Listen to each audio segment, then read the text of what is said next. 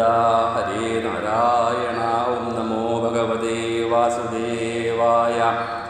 ബ്രഹ്മാനന്ദം പരമസുഖദം കേവലം ജ്ഞാനമൂർത്തിം ദ്വന്ദ്വാതീതം ഗഗനസദൃശം തത്വമസ്യാദിലക്ഷ്യം ഏകം നിത്യം വിമലമചലം സർവധീ സാക്ഷിഭൂതം ഭാവാതീതം ത്രിഗുണരഹിതം സദ്ഗുരും തം നമാമി. സരസ്വതീ നമസ്തുഭ്യം വരദേ കാമരൂപിണീം വിദ്യാരംഭം കരിഷ്യാമി സിദ്ധിർഭവതു മേ സദാ. കാളി കാളി മഹാകാളി ഭദ്രകാളി നമോസ്തുതേ. കുലം ച കുലധർമ്മം ച മാം ച പാലയ പാലയ.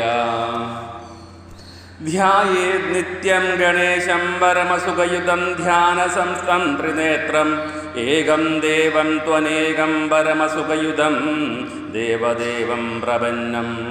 ശുണ്ഡോ ദണ്ഡാദ്യഗണ്ഡ ഉദ്ഗളിതമതജലല്ലോലമത്താലിമാലാം ശ്രീമന്തം വിഘ്നരാജം സകലസുഖകരം ശ്രീഗണേശം നമാമി. യോന്തഃപ്രവിശ്യ മമ വാചമിമാം പ്രസുപ്താം സഞ്ജീവയത്യഖിലശക്തിധരസ്വധാംനാ അന്യാംശ്ച ഹസ്തചരണശ്രവണത്വഗാദീൻ പ്രണാന്നമോ ഭഗവതേ പുരുഷായ തുഭ്യം. ബിഭ്രദ്വേണും ജഡരപടയോ ശൃംഗവേത്രേ ച കക്ഷേ വാമേ ബാണോ മസൃണകബളം തത്ഫലാനി അങ്കുലീഷു തിഷ്ടന്മധ്യേ സ്വപരിസുഹൃദോ ഹാസയന്നർമ്മഭിസ്വൈഃ സ്വർഗേ ലോകേ മിഷതി പുപുജേ യജ്ഞബുക്ബാലകേളി. ബർഹാവീടം നടവരവപു കർണയോ കർണികാരാം ബിഭ്രദ്വാസകനകകപിശം വൈജയന്തിം ച മാലാം. രന്ധ്രാൻ വേണോരധരസുതയാ പൂരയൻ ഗോപവൃന്ദൈഃ വൃന്ദാരണ്യം സ്വപദരമണം പ്രാവിശദ്ഗീതകീർത്തി. ഹരേ നാരായണ ഹരേ നാരായണ ഹരേ നാരായണ ഹരേ നാരായണ. ഹരേ രാമ ഹരേ രാമ രാമ രാമ ഹരേ ഹരേ. ഹരേ കൃഷ്ണ കൃഷ്ണ കൃഷ്ണ ഹരേ ഹരേ. ഹരേ രാമ രാമ രാമ ഹരേ ഹരേ. ഹരേ കൃഷ്ണ കൃഷ്ണ കൃഷ്ണ ഹരേ ഹരേ. ഹരേ രാമ രാമ രാമ ഹരേ ഹരേ. ഹരേ കൃഷ്ണ കൃഷ്ണ കൃഷ്ണ ഹരേ ഹരേ.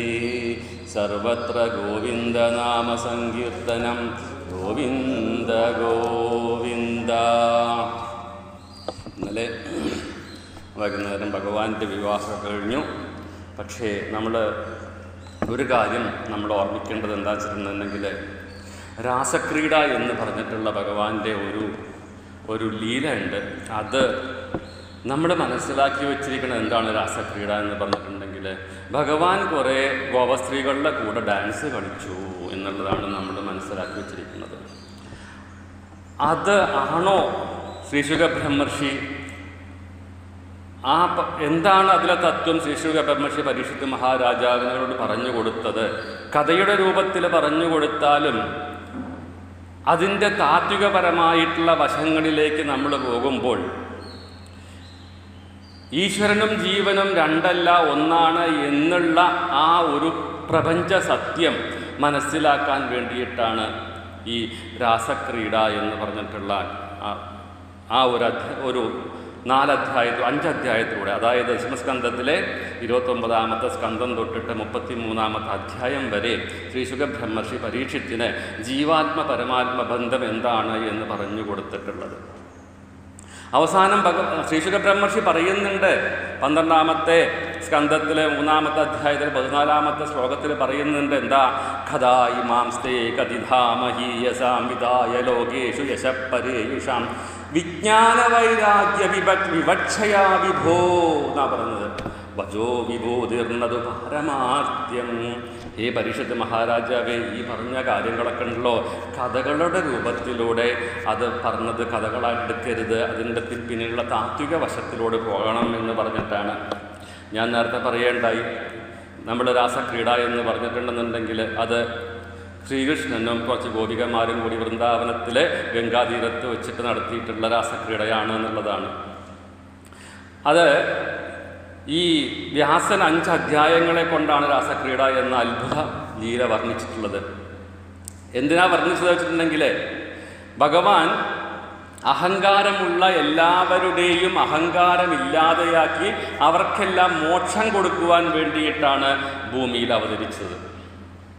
എന്താ ഈ അവതാരം എന്ന് പറഞ്ഞാൽ? അവതാരം എന്ന് പറഞ്ഞിട്ടുണ്ടെന്നുണ്ടെങ്കിൽ ഇറങ്ങി വരിക എന്ന് അർത്ഥമുള്ളൂ കേട്ടോ. അല്ലാണ്ട് ഭഗവാൻ പല രീതിയിൽ 28 അവതാരങ്ങളൊക്കെ ഭഗവാൻ എടുത്തിട്ടുണ്ടെന്നൊക്കെ നമ്മൾ പറഞ്ഞിട്ടുണ്ടെങ്കിലും ആ വേണ്ട സമയത്ത് വേണ്ടതുപോലെ സനാതനധർമ്മത്തെ ഉയർത്തിക്കൊണ്ടുവരാനും ഭൂമിയിൽ ക്ഷേമമുണ്ടാക്കാനും ഭക്തന്മാരെ അനുഗ്രഹിക്കാനും ശിഷ്ടന്മാരെ എന്താ നശിപ്പിക്കാനുമായിട്ടാണ് ഭഗവാൻ അവതരിച്ചിരിക്കുന്നത്. അപ്പോൾ ഈ ഭഗവാൻ ശ്രീകൃഷ്ണൻ എന്തിനാണ് അവതരിച്ചിരിക്കുന്നതെന്ന് ചോദിച്ചിട്ടുണ്ടെങ്കിൽ ലോകത്തിന് ക്ഷേമമുണ്ടാക്കാനാണ്. അപ്പോൾ ധർമ്മത്തെ നശിപ്പിക്കുന്ന ദുഷ്ടന്മാരെ ഇല്ലാതെയാക്കിയിട്ട് സജ്ജനങ്ങളെ രക്ഷിക്കാനായിട്ടാണ് ഭഗവാൻ ഓരോരോ അവതാരം എടുത്തിരിക്കുന്നത്. നരസിംഹമൂർത്തിയായിട്ട് വന്നിട്ട് പ്രഹ്ലാദനെ രക്ഷിക്കാനും അങ്ങനെ ഓരോരോ അവതാരങ്ങൾ എടുത്ത് നോക്കിയിട്ടുണ്ടെന്നുണ്ടെങ്കിൽ എല്ലാറ്റിലും രാവണനെ ഹനിക്കാനാണ് ഭഗവാൻ ശ്രീരാമചന്ദ്രനായിട്ട് അവതരിച്ചിരിക്കുന്നത്. അതായത് യഥാ യഥാഹി ധർമ്മസ്യ ഗ്ലാനിർഭവതി ഭാരത അഭ്യുത്ഥാനം അധർമ്മസ്യ തദാത്മാനം സൃജാമ്യഹം പരിത്രാണായ സാധൂനാം വിനാശായ ദുഷ്കൃതാം ധർമ്മ സംസ്ഥാപനാർത്ഥായ സംഭവാമി യുഗേ യുഗേ എന്ന് ഭഗവാൻ പറഞ്ഞു, ഗീതയിൽ പറഞ്ഞു. എന്താ? ധർമ്മത്തിന് ച്യുതി സംഭവിക്കുമ്പോൾ ധർമ്മത്തെ ഉയർത്താനാണ് ഭഗവാന്റെ അവതാരങ്ങൾ. ഇവയെല്ലാം വളരെ ലളിതമായി ഭാഗവതത്തിൽ അവതരിപ്പിച്ചു തന്നിട്ടുണ്ട് വ്യാസ ഭഗവാൻ. അപ്പോൾ എല്ലാവരുടെയും അഹങ്കാരത്തെ നശിപ്പിച്ച് മോക്ഷം കൊടുത്തവരാണ് നമ്മൾ ഭാഗവതത്തിൽ കാണുന്നത്.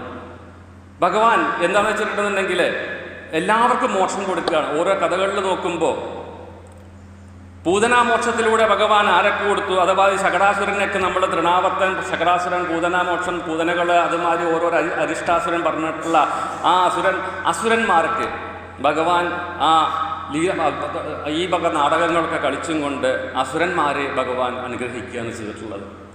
ഭഗവാൻ ആരും വധിച്ചിട്ടില്ല, ഭഗവാൻ അവരെ അനുഗ്രഹിക്കുകയാണ്, പൂതനയൊക്കെ അനുഗ്രഹിക്കുകയാണ്. ഞാൻ നല്ല പറയേണ്ടായി. അതുമാതിരി ഭഗവാൻ അസുരന്മാരെ മാത്രമല്ല, ഇന്ദ്രാദി ദേവന്മാരെ ഗോവർദ്ധനോദ്ധാരണം എന്ന കഥ കൊണ്ട് ഭഗവാൻ ഉയർത്തി. ഭഗവാൻ ഗോവർദ്ധന പർവ്വതം ഉയർത്തിയപ്പോൾ ആരെ തോൽപ്പിച്ചു? ഭഗവാൻ തോൽപ്പിച്ചു, ഇന്ദ്രൻ്റെ അഹങ്കാരമില്ലാതെയാക്കി. അതുപോലെ തന്നെ വത്സസ്തേയം എന്ന കഥ കൊണ്ട് പശുക്കുട്ടികളെ മറച്ചു വെച്ച ബ്രഹ്മാവിനെ തോൽപ്പിക്കാൻ വേണ്ടിയിട്ട് ബ്രഹ്മാവിനെ ഭഗവാൻ കീഴടക്കി എന്നാണ് പറയുന്നത്, വത്സസ്തേയം കഥ കൊണ്ട്. അതുമാതിരി നന്ദമോക്ഷം എന്ന കഥ കൊണ്ട് വരുണൻ നന്ദഗോപരെ കൊണ്ടുപോയപ്പോൾ ഭഗവാൻ പോയിട്ട് നന്ദഗോപരെ പുറത്തു വന്നതുകൊണ്ട് വരുണനെയും ഭഗവാൻ തോൽപ്പിക്കേണ്ടായി. അതായത് സമുദ്രത്തിനെ ഭഗവാൻ തോൽപ്പിക്കേണ്ടായി. അതുമാതിരി തന്നെ മനുഷ്യനെയും ഭഗവാൻ തോൽപ്പിച്ചു. ആ വിപ്രഭക്തിമാര് ഭഗവാൻ വൃന്ദാവനത്തിൽ ലീലയാടാൻ വേണ്ടി വരുമ്പോൾ ഭക്ഷണം കൊണ്ടുപോയിട്ടുണ്ടായിരുന്നില്ല. അന്ന് ഭക്ഷണത്തിന് വേണ്ടിയിട്ട് ബ്രാഹ്മണന്മാരുടെ വീട്ടിലേക്ക് പറഞ്ഞയച്ചപ്പോൾ ആ കുട്ടികളെ പോയിട്ട് എന്താ പറയുക, ആണുങ്ങളായിട്ടുള്ള ബ്രാഹ്മണന്മാരെ അവരെ ഓടിച്ചു. ഭഗവാൻ പറഞ്ഞു, ഗോപന്മാരെ നിങ്ങൾ ആരെ പോയി കണ്ടതെന്ന് ചോദിച്ചു. ഞങ്ങൾ വീടിൻ്റെ ഉമ്മറത്തേക്ക് പോയി എന്ന് പറഞ്ഞു. അവിടെ പോയപ്പോൾ കുറച്ച് ആൾക്കാർ ഞങ്ങളെ ആട്ടി ഓടിച്ചു. നിങ്ങളോട് ആരാ മുന്നിൽ പോകാൻ പറഞ്ഞത്? പിന്നിൽ കൂടെ പോയി, പിൻവാതിൽ കൂടെ പോയിട്ട് വടക്കോർത്ത് പോയിട്ട് അവിടെ സ്ത്രീകളുണ്ടാവും, സ്ത്രീകളോട് പറഞ്ഞ് നിങ്ങൾ ഭക്ഷണം വാങ്ങിച്ചു വരൂ എന്ന് പറഞ്ഞപ്പോൾ ആദ്യം ഗോപന്മാർ മടിച്ചു. അവിടെ പോയപ്പോൾ എന്താ അവർ പറഞ്ഞത്?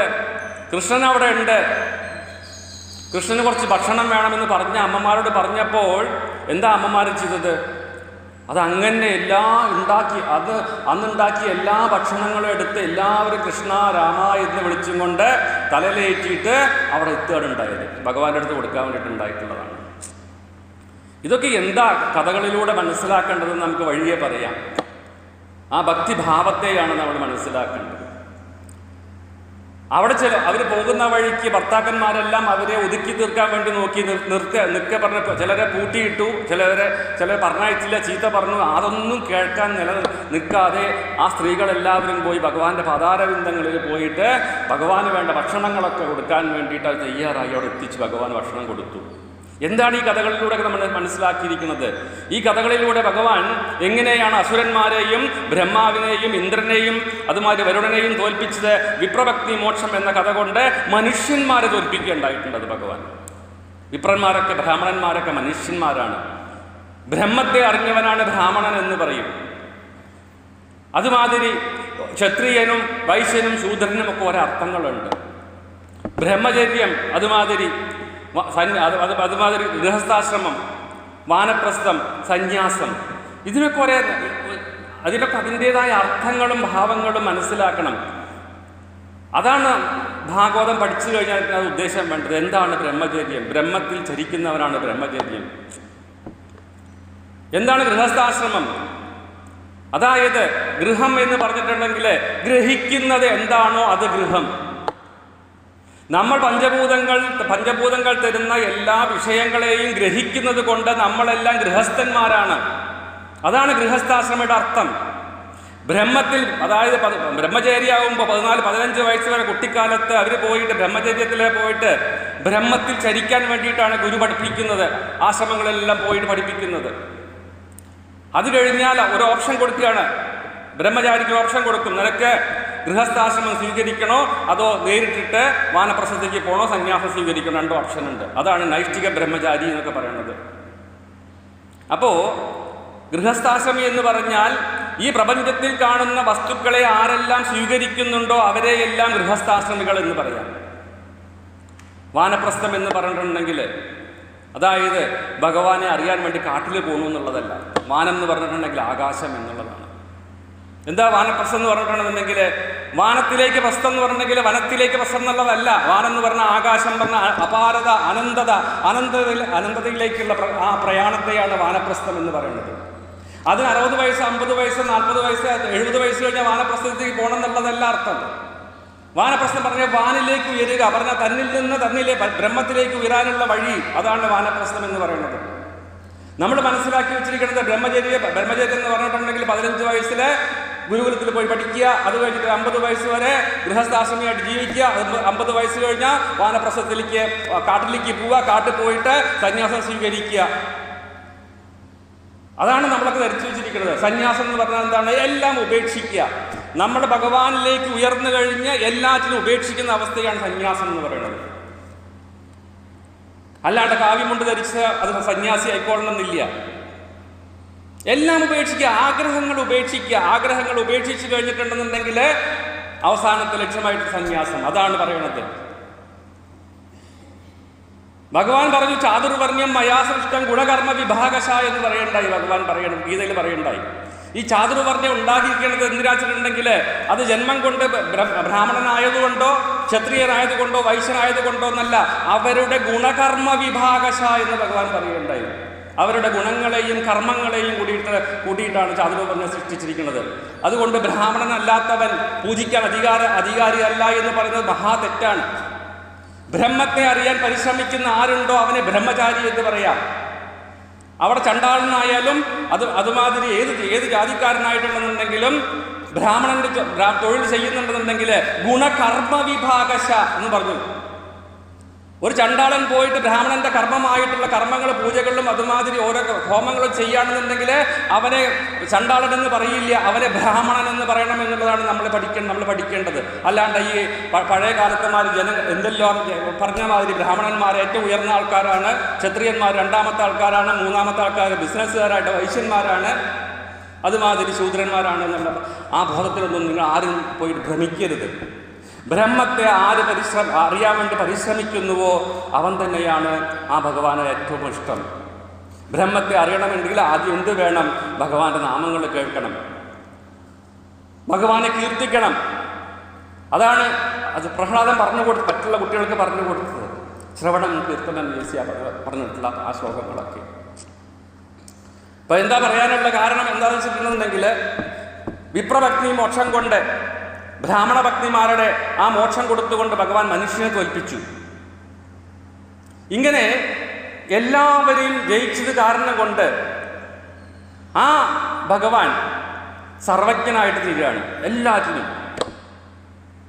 ഇങ്ങനെ മനുഷ്യനെയും അസുരന്മാരെയും ബ്രഹ്മാവിനെയും വരുണനെയും ഇന്ദ്രാദി ദേവന്മാരെയും ഒക്കെ ജയിച്ചത് കൊണ്ട് താൻ തന്നെ സർവജ്ഞനും താൻ തന്നെ സർവശക്തനുമായ ഈശ്വരനാണ് എന്ന് സ്വയം പ്രഖ്യാപിച്ചിട്ടുള്ള ആളാണ്. വെറും 11 വയസ്സുള്ള ബാലനാണ് ശ്രീകൃഷ്ണൻ. എന്തിനു പോണത്? രാസക്രീഡ ആടാൻ വേണ്ടി പോണത്. അല്ലാതെ നാസ്തികർ വിചാരിക്കുന്ന പോലെ എന്താ വെച്ചിട്ടുണ്ടെങ്കിൽ ഒരു സ്ത്രീ പുരുഷ സംഗമമല്ല രാസക്രീഡ എന്ന് പറയുന്നത്. അങ്ങനെയാണെന്നുണ്ടെങ്കിൽ നരനാരായണന്മാരെ കാമദേവൻ തോൽപ്പിക്കാൻ പറ്റിയില്ല. അവിടെ പോയപ്പോൾ എന്തുണ്ടായി? ഈ ഉർവശിയെ സൃഷ്ടിക്കുണ്ടായി, തൻ്റെ തുടയിൽ നിന്ന് നരനാരായണൻ സൃഷ്ടിക്കുണ്ടായി. അവരൊക്കെ തോറ്റുപോയി. അങ്ങനെയുള്ള ഭഗവാനെ ഈ പറഞ്ഞ് ഗോപികളുടെ ഇടയിൽ കടന്നിട്ട് അത് ഒരു സ്ത്രീ പുരുഷ സംഗമം എന്ന രീതിയിൽ രാസക്രീഡയെ ഒരിക്കലും ആരും കാണരുത് എന്നുള്ളതാണ് ഭാഗവതത്തിൽ നമ്മൾ മനസ്സിലാക്കേണ്ടത്. രാസക്രീഡ എന്ന് കേൾക്കുമ്പോഴേക്കും ആ രാസക്രീഡയ്ക്ക് തന്നെയാണ് അവസാനം പോയിട്ട് വളക്കുളത്തി വെച്ച് തിരുവാതിരക്കളി എന്നൊക്കെ പറഞ്ഞിട്ട് നമ്മൾ ചുറ്റും പോയിട്ട് സ്ത്രീകളൊക്കെ കടന്നിട്ട് ആടുന്നതില്ലേ. അപ്പൊ രാസക്രീഡ പറഞ്ഞാൽ എന്താണ് എന്നുള്ളത് നമ്മൾ മനസ്സിലാക്കാതെ ഭഗവാനെ വെറും ഒരു പുരുഷനായിട്ടും ബാക്കിയുള്ളത് സ്ത്രീകളായിട്ടും അവരുടെ കൂടെ എല്ലാവരുടെ കൂടെ നിന്നിട്ട് ഭഗവാൻ കളിച്ചു എന്ന് ചിന്തിക്കരുത്. അത് തെറ്റാണ്. പിന്നെ ഭഗവാൻ എന്താ ചെയ്തത്? ഇന്നലെ പറഞ്ഞ് ഭഗവാന്റെ ബാലലീലകളൊക്കെ പറയുകയുണ്ടായി. ബാലലീലകൾ എന്താ നിങ്ങൾക്കൊക്കെ മനസ്സിലായത്? എന്താ ഭഗവാൻ ചെയ്തിട്ടുണ്ടായിരുന്നത് ബാലലീലകളിൽ? ഭഗവാൻ തൻ്റെ ബാല്യകാലത്ത് തന്നെ എന്താ ചെയ്തിട്ടുണ്ടായിരുന്നത്? എല്ലാവരെയും ആകർഷിക്കാനാണ്. എല്ലാ സ്ത്രീകളൊക്കെ വന്ന്, ഗോപികമാരൊക്കെ വന്ന്, ഗോപസ്ത്രീകളും ഗോപന്മാരെ എല്ലാം ആകർഷിക്കാൻ വേണ്ടി പശുവിൻ്റെ വാല് പിടിച്ച് വലിക്കുക, കാളക്കൂറ്റിൻ്റെ കൊമ്പ് പോയിട്ട് പിടിക്കുക, പാമ്പിൻ്റെ വാല് പിടിക്കുക, ഈ വക കാര്യങ്ങളൊക്കെ ഇന്നലെ പറഞ്ഞപ്പോൾ എന്തിനാ ഭഗവാൻ ചെയ്തത്? ഈ പറഞ്ഞ ജീവാത്മാക്കളായിട്ടുള്ള എല്ലാ ഗോപിമാരെയും തന്നിലേക്ക് ആകർഷിക്കുന്നത് കൊണ്ടാണ്, ആകർഷണം ചെയ്യുന്നത് കൊണ്ടാണ് ഭഗവാൻ കൃഷ്ണൻ എന്ന് പേരിട്ടുള്ളത്. അപ്പോ എന്താ ഇവിടെ മനസ്സിലാക്കേണ്ടത്? ഭഗവാൻ തൻ്റെ ബാലലീലകളെ കൊണ്ട് ഗോപികളെ തന്നിലേക്ക് ആകർഷിച്ചുകൊണ്ട് അവരെന്തുണ്ടാവും? കൃഷ്ണപ്രേമം എന്ന് പറഞ്ഞിട്ടൊരു വികാരം ഉണ്ടാവും. നമുക്കുണ്ട് കൃഷ്ണപ്രേമമുണ്ട്, എല്ലാവർക്കും ഉണ്ട്. എങ്ങനെ കൃഷ്ണപ്രേമം നമ്മുടെ ഉള്ളിൽ വരുന്നത് മനസ്സിലാക്കി നോക്കൂ. ഭഗവാനെ നമ്മൾ വിചാരിച്ചും കൊണ്ടിരിക്കുമ്പോൾ നമ്മൾ അറിയാണ്ട് തന്നെ ഭഗവാൻ നമ്മളെ ആകർഷിച്ചും കൊണ്ടിരിക്കും. ഭഗവാന്റെ കഥ കേൾക്കുമ്പോൾ ആ ഭഗവാനിലേക്ക് നമ്മളെ നമ്മുടെ ബുദ്ധിയെ ആകർഷിക്കുന്നത് ആരാണ്? അതും ഭഗവാന്റെ ഇത് തന്നെയാണ്. അപ്പോൾ ഭഗവാന്റെ ഉദ്ദേശം ആ കൃഷ്ണപ്രേമമാകുന്ന ഈശ്വരഭാവം, കൃഷ്ണപ്രേമം എന്ന് പറഞ്ഞിട്ടുണ്ടെങ്കിൽ ആ ഈശ്വരഭാവമാണ്. നമ്മളെല്ലാം ഈശ്വരനെ അന്വേഷിച്ചിട്ട് അമ്പലങ്ങളിലൊക്കെ പോകുന്നുണ്ട്. എന്തിനു വേണ്ടിയിട്ടാണ് പോകുന്നത്? ആ ഈശ്വരനോടുള്ള പ്രേമം കാരണം കൊണ്ടാണ് നമ്മൾ അമ്പലത്തിൽ പോകുന്നത്. ഇപ്പം നരസിംഹമൂർത്തിയെ കാണാൻ പോകുമ്പോൾ ആ നരസിംഹമൂർത്തി, ഗുരുവായൂരപ്പനെ കാണാൻ പോകുമ്പോൾ ആ ഗുരുവായൂരപ്പനോടുള്ള പ്രേമത്തിന് വലിയൊരു അർത്ഥമാണുള്ളത്. പ്രേമം എന്ന് പറഞ്ഞിട്ടുണ്ടെങ്കിൽ ഒരാളോട് ഇഷ്ടം എന്നുള്ള അർത്ഥത്തിലല്ല പ്രേമം എന്ന് പറഞ്ഞിട്ടുണ്ടെങ്കിൽ. അങ്ങനെ ആ ഗോപികൾ അറിയാണ്ട് തന്നെ ഭഗവാൻ ഓരോരോ ഗോഷ്ഠികൾ കാണിച്ച് ആ ഗോപികമാരുടെ മനസ്സിനെ തന്നിലേക്ക് കൃഷ്ണപ്രേമമാകുന്ന ആ ഈശ്വരഭാവം ഗോപികൾ അറിയാണ്ട് തന്നെ അവരുടെ ഉള്ളിൽ ഉദിച്ചുപോയി. അതുകൊണ്ട് അവരെന്ത് ചെയ്തു? ആ ഗൃഹത്തിലെ കുടുംബത്തിലും കാര്യങ്ങളെല്ലാം ശ്രദ്ധയില്ലാതെ എപ്പോഴും ഭഗവാനെ നോക്കിക്കൊണ്ട് ഒരു നിമിഷം പോലും കഴിച്ചു കൂട്ടാൻ വയ്യാത്ത അവസ്ഥയിൽ ഭഗവാൻ അവരെ ആക്കി തീർത്തു, ഗോപികളെ ആക്കി തീർത്തു. അല്ലാതെ ഭഗവാൻ പോയിട്ട് ഗോപികളെ വിളിച്ചു വരുത്തിയതല്ല, ഗോപികൾ അങ്ങോട്ട് പോയിട്ടുള്ളതാണ്. ഭഗവാൻ എന്താ ചെയ്തത്? ഭഗവാൻ ഒരു വേണുനാഥം പുറപ്പെടുപ്പിച്ചേ ഉള്ളൂ.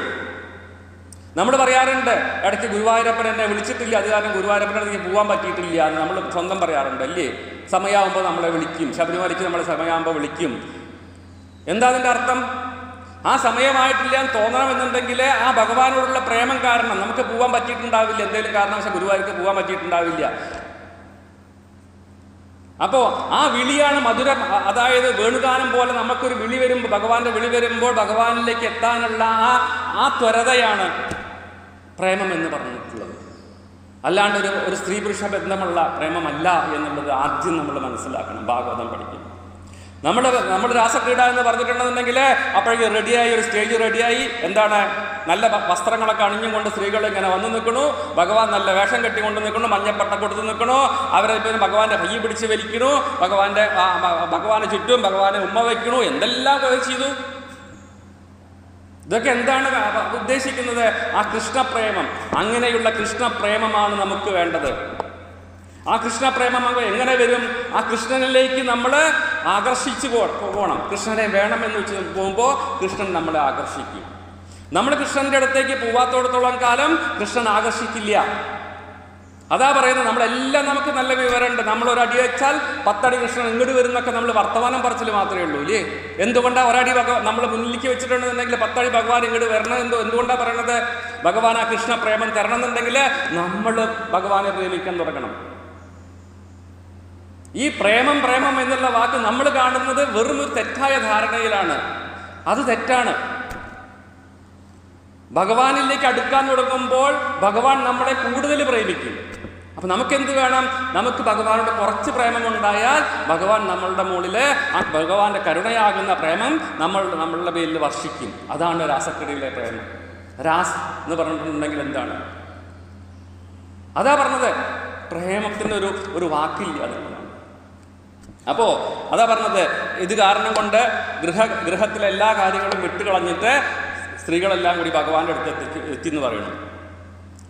ഇപ്പോ ഭഗവാൻ നേരത്തെ പറഞ്ഞു, അസുരന്മാർ ഇന്ദ്രൻ ബ്രഹ്മത്തെ തോൽപ്പിച്ചു പറഞ്ഞു.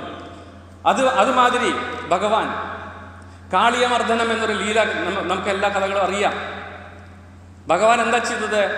ആ ഗോപസ്ത്രീകളെ ചെറുപ്പത്തിലെ ഭഗവാൻ ഓരോരോ ഗോഷ്ഠികൾ കാണിച്ച് ആ ഗോപസ്ത്രീകളെ തന്നിലേക്ക് വലിച്ചു. അവർ കുറച്ചൊരു 15 വയസ്സിന് മുകളിലായപ്പോൾ 18 വയസ്സായപ്പോൾ എന്താ ഭഗവാൻ ആടിയത്? എന്ത് ലീല ഭഗവാൻ ആടിയത്? ചെറുപ്പത്തിലെ ബാലലീല ആടി. പിന്നെ കാളിയമർദ്ദനം എന്ന് പറഞ്ഞിട്ടുള്ള ഇതുകൊണ്ട് എന്താ ഉണ്ടായത്? ആ കാളിയമർദ്ദനത്തിൽ എല്ലാവരും പേടിച്ചു. ഭഗവാൻ കാളിയന്റെ പുറത്ത് പോയി നിന്നിട്ട് ഡാൻസ് ചെയ്യുന്ന കണ്ടപ്പോൾ പേടിച്ചു എന്നുള്ളതാണ്. അപ്പോ കാളിയമർദ്ദനം കൊണ്ട് അവരുടെ ഉള്ളില് കാളിയനെ ചവിട്ടി മതിച്ചു എന്ന്, 5 തലയുള്ള കാളിനെ ചവിട്ടി മതിച്ചു എന്ന് പറഞ്ഞാൽ എന്താ അർത്ഥം? നിങ്ങളൊക്കെ എന്താ ധരിച്ചു വെച്ചിരിക്കുന്നത്? കാളി എന്ന് പറഞ്ഞ പാമ്പ് 5 തലയുടെ മുകളിലുണ്ട്, വിഷമുള്ള പാമ്പാണ്. അതിൻ്റെ മുകളിൽ പോയിട്ട് ഭഗവാൻ ഡാൻസ് കളിച്ചു, നൃത്തം കളിച്ചു. ഒരു 10 ചവിട്ടി, മറ്റേ 10 ചവിട്ടി. എന്ത് പറഞ്ഞ് അത് വെച്ച് ഭഗവാനിലേക്ക് പ്രേമം തോന്നിയിട്ടുണ്ടെങ്കിൽ ആദ്യം ഭഗവാൻ എന്ത് ചെയ്യും? നമ്മളുടെ അഹങ്കാരത്തെ ഇല്ലാതെയാക്കുമെന്ന് നമ്മൾ മനസ്സിലാക്കേണ്ടത്. ആ അഹങ്കാരത്തെ ഇല്ലാതെയാക്കേണ്ട ലീലയാണ് കാളിയമർദ്ദനം എന്ന് കഥ. ഇതൊക്കെ നമ്മളുടെ ജീവൻ അനുഭവിക്കേണ്ട കാര്യങ്ങളാണ്.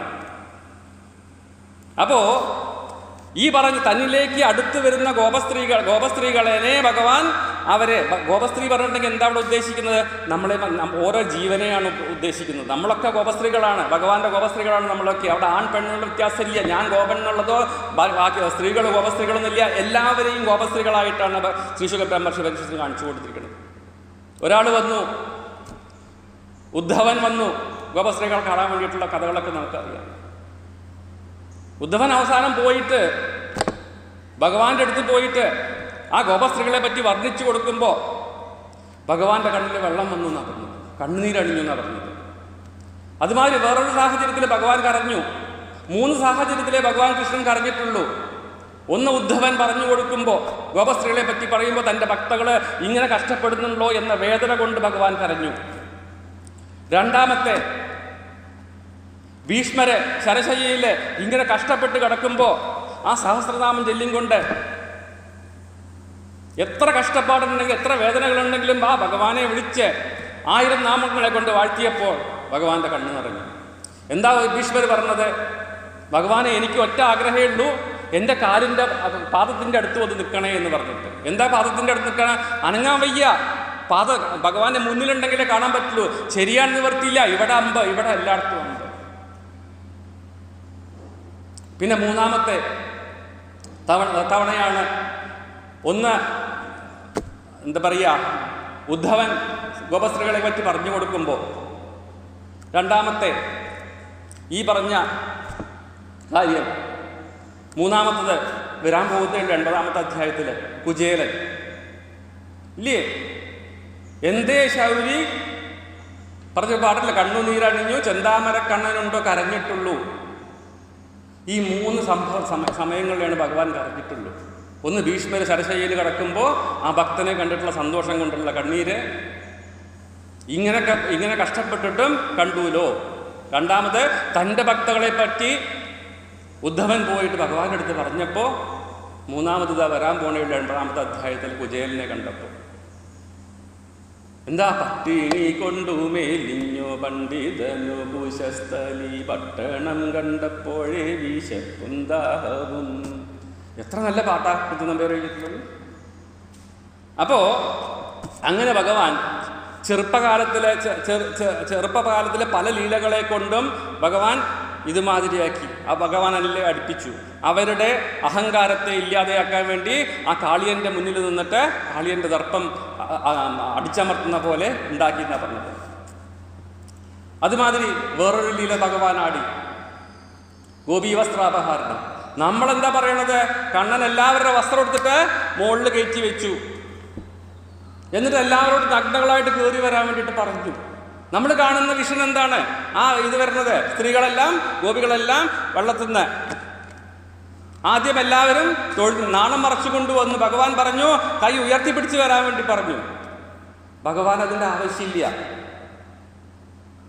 ഭഗവാനെ കാണാൻ പോകുമ്പോൾ യാതൊന്നും ഒരു മടിയില്ലാണ്ട് വേണം ഭഗവാനെ കാണാൻ വേണ്ടിയിട്ട്. ഈ എന്താ പറയുക, ത്രിഗുണങ്ങളെ കൊണ്ടുണ്ടാക്കിയിട്ടുള്ള ഈ പ്രപഞ്ചവും അതിൻ്റെ ശരീരവും അതിൻ്റെ പഞ്ചഭൂതങ്ങളും എല്ലാം ഒന്നും ഭഗവാന് ആവശ്യമില്ല.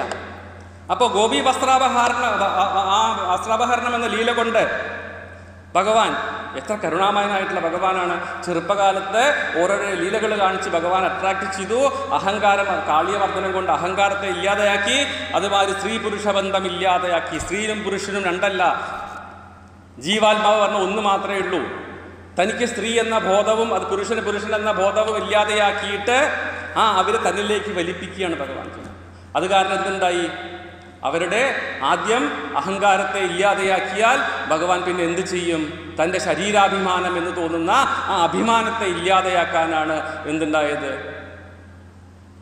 ഈ ഗോപി വസ്ത്രാപഹരണം പറഞ്ഞ കഥ ഉണ്ടായത്. ശ്രദ്ധിക്കൂ, ഇങ്ങനെ ഓരോരോ സ്റ്റേജ് വൈസാണ് ഭഗവാൻ നമ്മളെ അടുപ്പിച്ചുകൊണ്ടിരിക്കുന്നത്. അല്ലാണ്ട് വേറെ ആദ്യം ചെന്നിട്ട് എനിക്ക് സ്വർഗം കിട്ടണം എന്ന് പറഞ്ഞ് ഭഗവാനെ എനിക്ക് മുക്തി തരണം, മോക്ഷം തരണം പറഞ്ഞാൽ ആരും നടത്തില്ല. എന്താ മോക്ഷം എന്ന് പറഞ്ഞാൽ മോഹങ്ങളുടെ ക്ഷയം എന്ന് പറഞ്ഞ് മോഹങ്ങൾ ഇല്ലാതെയായാൽ എന്തുണ്ടാവും, ഭക്തി ഉണ്ടാവും നമ്മുടെ മനസ്സിൻ്റെ ഉള്ളിൽ. അല്ലാണ്ട് ഭഗവാനെ പോയിട്ട് മാങ്ങ പൊട്ടിക്കണമാതിരി പൊട്ടിക്കാൻ കിട്ടില്ല. അപ്പോ കാളിയമർദ്ദന ലീലകളെ കൊണ്ട് അവർ അഹങ്കാരങ്ങളെ ഇല്ലാതെയാക്കി. വസ്ത്രാപഹരണം കൊണ്ട് സ്ത്രീ പുരുഷ ഭാവത്തെ ഭഗവാൻ ഇല്ലാതെയാക്കി എന്നാണ് പറഞ്ഞത്. അങ്ങനെ അവർ ശരീരാഭിമാനങ്ങൾ ഇല്ലാതെയാക്കി ഭഗവാൻ അവരെ ഉത്തമ ഭക്തകളാക്കി തീർത്തു എന്നാണ് പറഞ്ഞത്. അപ്പോൾ ഭഗവാനൊരു ഭക്തയെ ഇഷ്ടപ്പെടണം എന്നുണ്ടെങ്കിൽ ഈ 3 കാര്യങ്ങൾ പോകണം. എന്താണ്, കൃഷ്ണപ്രേമം ഉണ്ടാവണം, കൃഷ്ണനോടുള്ള ആ അറ്റാച്ച്മെന്റ് ഉണ്ടാവണം, അഹങ്കാരം ഇല്ലാതെയാക്കണം, തൻ്റെ ശരീരാഭിമാനം ഇല്ലാതെയാക്കണം. എന്നാൽ മാത്രമേ കൃഷ്ണനിലേക്ക് നമുക്ക് എത്താൻ പറ്റുള്ളൂ. അല്ലാണ്ട് നമ്മളൊരു 1000 വട്ടം ഭാഗവതം വായിച്ചും കൊണ്ട് സപ്താഹം കേട്ടും കൊണ്ടൊന്നും ആവില്ല, ഒരു കാര്യമില്ല. ഭഗവാനെ കിട്ടണമെന്നുണ്ടെങ്കിൽ ആദ്യം ഭഗവാനോട് കൃഷ്ണപ്രേമം ഉണ്ടാവണം. അതിനുശേഷം എന്തുണ്ടാവണം, അഹങ്കാരം ഇല്ലാതെയാക്കണം, ശരീരാഭിമാനം ഇല്ലാതെയാക്കണം. ഇതൊക്കെ പഠിപ്പിക്കാനാണ് വ്യാസൻ ഈ പറഞ്ഞ രാസക്രീഡ എന്ന് പറഞ്ഞിട്ടുള്ള ഭാഗവത്തിൽ എഴുതി ചേർത്തത്. അത് ശ്രീശുക ബ്രഹ്മർഷി പരീക്ഷിത് മഹാരാജാവിന് പറഞ്ഞു കൊടുക്കണം. അതുപോലെ തന്നെ വത്സസ്തേയ ബ്രഹ്മദേവന്റെ ലീല, അടുത്തത് കാളിയമർദ്ദനം കഴിഞ്ഞു, അതുപോലെ വസ്ത്രാപഹരണം കഴിഞ്ഞു. എന്താ വത്സസ്തേയം, എന്താ ലീല കൊണ്ട് നമ്മൾ മനസ്സിലാക്കിയത് ചോദിച്ചിട്ടുണ്ടെങ്കിൽ എന്താ വത്സസ്തേയം എന്ന് പറഞ്ഞെങ്കിൽ ബ്രഹ്മദേവൻ പോയിട്ട് എന്താ ഒന്നും പറയാനില്ല. ബ്രഹ്മദേവൻ ആരെ പിടിച്ച് മറച്ചു വെച്ചു, ഗോപക്കുട്ടികളെയും പശുക്കളെയും മറച്ചു വെച്ചു. എന്തിനാ? ഭഗവാനെ പരീക്ഷിക്കാൻ വേണ്ടിയിട്ട്. എന്തിനാ പരീക്ഷിക്കുന്നത് ഭഗവാനെ? തന്നെക്കാട്ടിലും കഴിവുണ്ടോ ഭഗവാൻ എന്ന് അറിയട്ടെ വെച്ചിട്ടാണ്. എന്താ ഭഗവാൻ ചെയ്തത്? ആ വത്സസ്ഥയ ലീല കൊണ്ട് ആ കുട്ടികളാക്കിയിട്ട് മാറ്റി. ആ കുട്ടികളുടെ ഉള്ളില് ആ ഈശ്വരന്റെ സർവാത്മഭാവത്തെ ഭഗവാൻ ചെന്ന് എല്ലാ കുട്ടികളും ഉറങ്ങിക്കിടക്കുകയാണ്. അവരുടെ ഉള്ളിൽ ആരെണീറ്റത്? ഭഗവാൻ തന്നെ എഴുന്നേറ്റു. എന്നിട്ട് അവരിൽ ഭക്തിജ്ഞാന വൈരാഗ്യങ്ങൾ ഉണ്ടാക്കാൻ വേണ്ടിയിട്ട് ഉണർത്തിക്കൊണ്ട് കൃഷ്ണൻ മാത്രമേ തങ്ങൾക്ക് വേണ്ടൂ എന്നുള്ള അവസ്ഥ ഉണ്ടാക്കിയിട്ട് എങ്ങനെയാണോ ഒരു ഗുരു ശിഷ്യനെ പറഞ്ഞ് മനസ്സിലാക്കിച്ച് നിർവികൽപതയിലേക്ക് നിർവികാരതയിലേക്ക് പറഞ്ഞയക്കുന്നത്, അതുമാതിരി എല്ലാവരെയും ഭഗവാൻ പറഞ്ഞയച്ചു. കുട്ടികളുടെ രൂപത്തിൽ പോയിട്ടുള്ള ആ അമ്മമാര് എന്താ കുട്ടികൾക്ക് സ്തന്യം കൊടുക്കണു. അപ്പൊ എന്താ ചെയ്യുന്നത്? ആരാ ചെയ്യുന്ന? ഭഗവാനാണ് സ്തന്യരൂപേണ അവരുടെ ഉള്ളിലേക്ക് പോണത്. അപ്പൊ അവർക്ക് എന്തുണ്ടാവും? ഭഗവാൻ തന്നെ ഉള്ളിലെത്തിയിട്ടുണ്ടെങ്കിൽ അവർക്ക് ഭക്തിജ്ഞാന വൈരാഗ്യങ്ങൾ ഓട്ടോമാറ്റിക്കലി ഉണ്ടായി. ഈ ഗോപസ്ത്രീകൾക്കൊക്കെ ഉണ്ടായി. അപ്പൊ ഒരു ജീവന് എന്ത് വേണമെന്ന് വെച്ചിട്ടുണ്ടെന്നുണ്ടെങ്കിൽ ആ ഭഗവാനിലേക്ക് ആകർഷിച്ചു കഴിഞ്ഞിട്ടുണ്ടെങ്കിൽ ഭഗവാൻ തന്നെ പിന്നെ അവർക്ക് ഭക്തിജ്ഞാന വൈരാഗ്യം. ഒരു ഗുരു എങ്ങനെയാണോ ശിഷ്യന് ബ്രഹ്മത്തെ പറ്റി പറഞ്ഞു കൊടുക്കുന്നത്, അതേമാതിരി ഈ കഥയിലൂടെ എല്ലാ ഗോപകുട്ടികളായിട്ട് ഭഗവാൻ തന്നെ മാറിയിട്ട് അവരവരുടെ വീടുകളിൽ പോയിട്ട് ഒരു പശു, നമ്മൾ ഭാഗവതത്തിൽ ശ്രീശുഖ ബ്രഹ്മർഷി പറഞ്ഞു, പശുക്കള് തൻ്റെ ഭഗവാനായിരിക്കുന്ന കുട്ടി വന്നിട്ട് കുടിക്കുമ്പോൾ എത്ര സന്തോഷത്തോടു കൂടിയിട്ടാണ് പാല് ചുരത്തിയിട്ടുണ്ടായിരുന്നത്. അവർക്കറിയാം. അതുമാതിരി അമ്മമാര് പറയാറുണ്ട്, ഇന്ന് എന്താ എൻ്റെ കുട്ടിക്കൊരു വ്യത്യാസം, ഇന്ന് കുറച്ച് കൂടുതൽ പാല് കുടിക്കുന്നുണ്ടല്ലോ എന്നുള്ളൊരു ചിന്ത. എന്താ? ഓരോ ജീവികളുടെ ഉള്ളിലും അങ്ങനെ എത്രയോ വർഷങ്ങൾ കഴിഞ്ഞതിന് ശേഷമാണ് ബ്രഹ്മദേവൻ ഒരു ദിവസം എന്ന് പറഞ്ഞിട്ടുണ്ടെങ്കിൽ ഒരു മിനിറ്റ് എന്ന് പറഞ്ഞിട്ടുണ്ടെങ്കിൽ 100 വർഷമാണ്. 100 വർഷം ഭഗവാൻ തന്നെ കുട്ടികളായിട്ടും പശുക്കളായിട്ടും പശുക്കുട്ടികളായിട്ടും ആ വൃന്ദാവനത്തിൽ അങ്ങനെ ഓടി നടന്നു.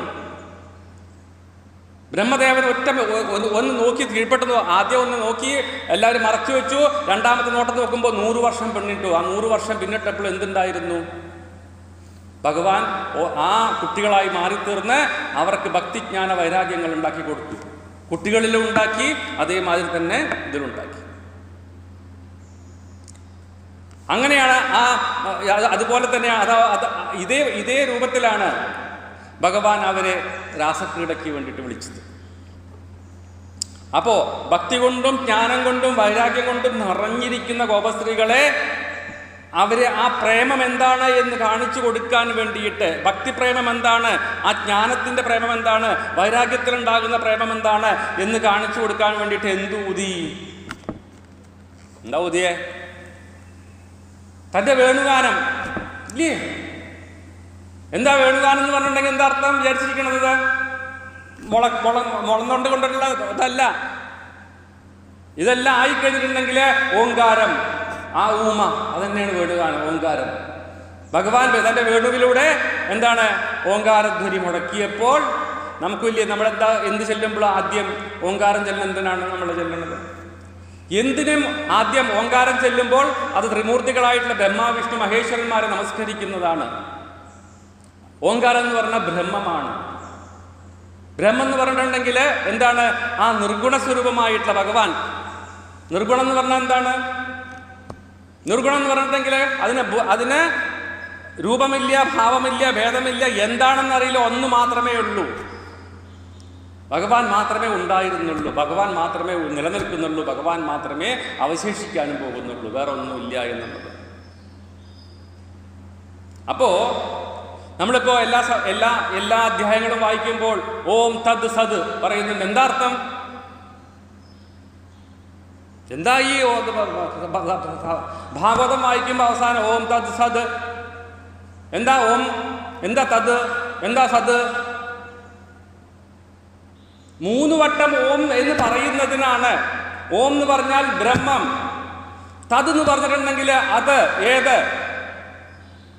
ആ ഭഗവാൻ, ആ നിർഗുണസ്വരൂപനായിരിക്കണം ഭഗവാൻ. തത് സത് പറഞ്ഞിട്ടുണ്ടെങ്കിൽ സത്യസ്വരൂപനായിരിക്കണം ഭഗവാൻ. സത്, സത്യം. ഭഗവാനെ എന്തിനും നമ്മൾ 3 എന്ന് പറയാറില്ലേ? 3 വട്ടം ചലനം പറയില്ലേ?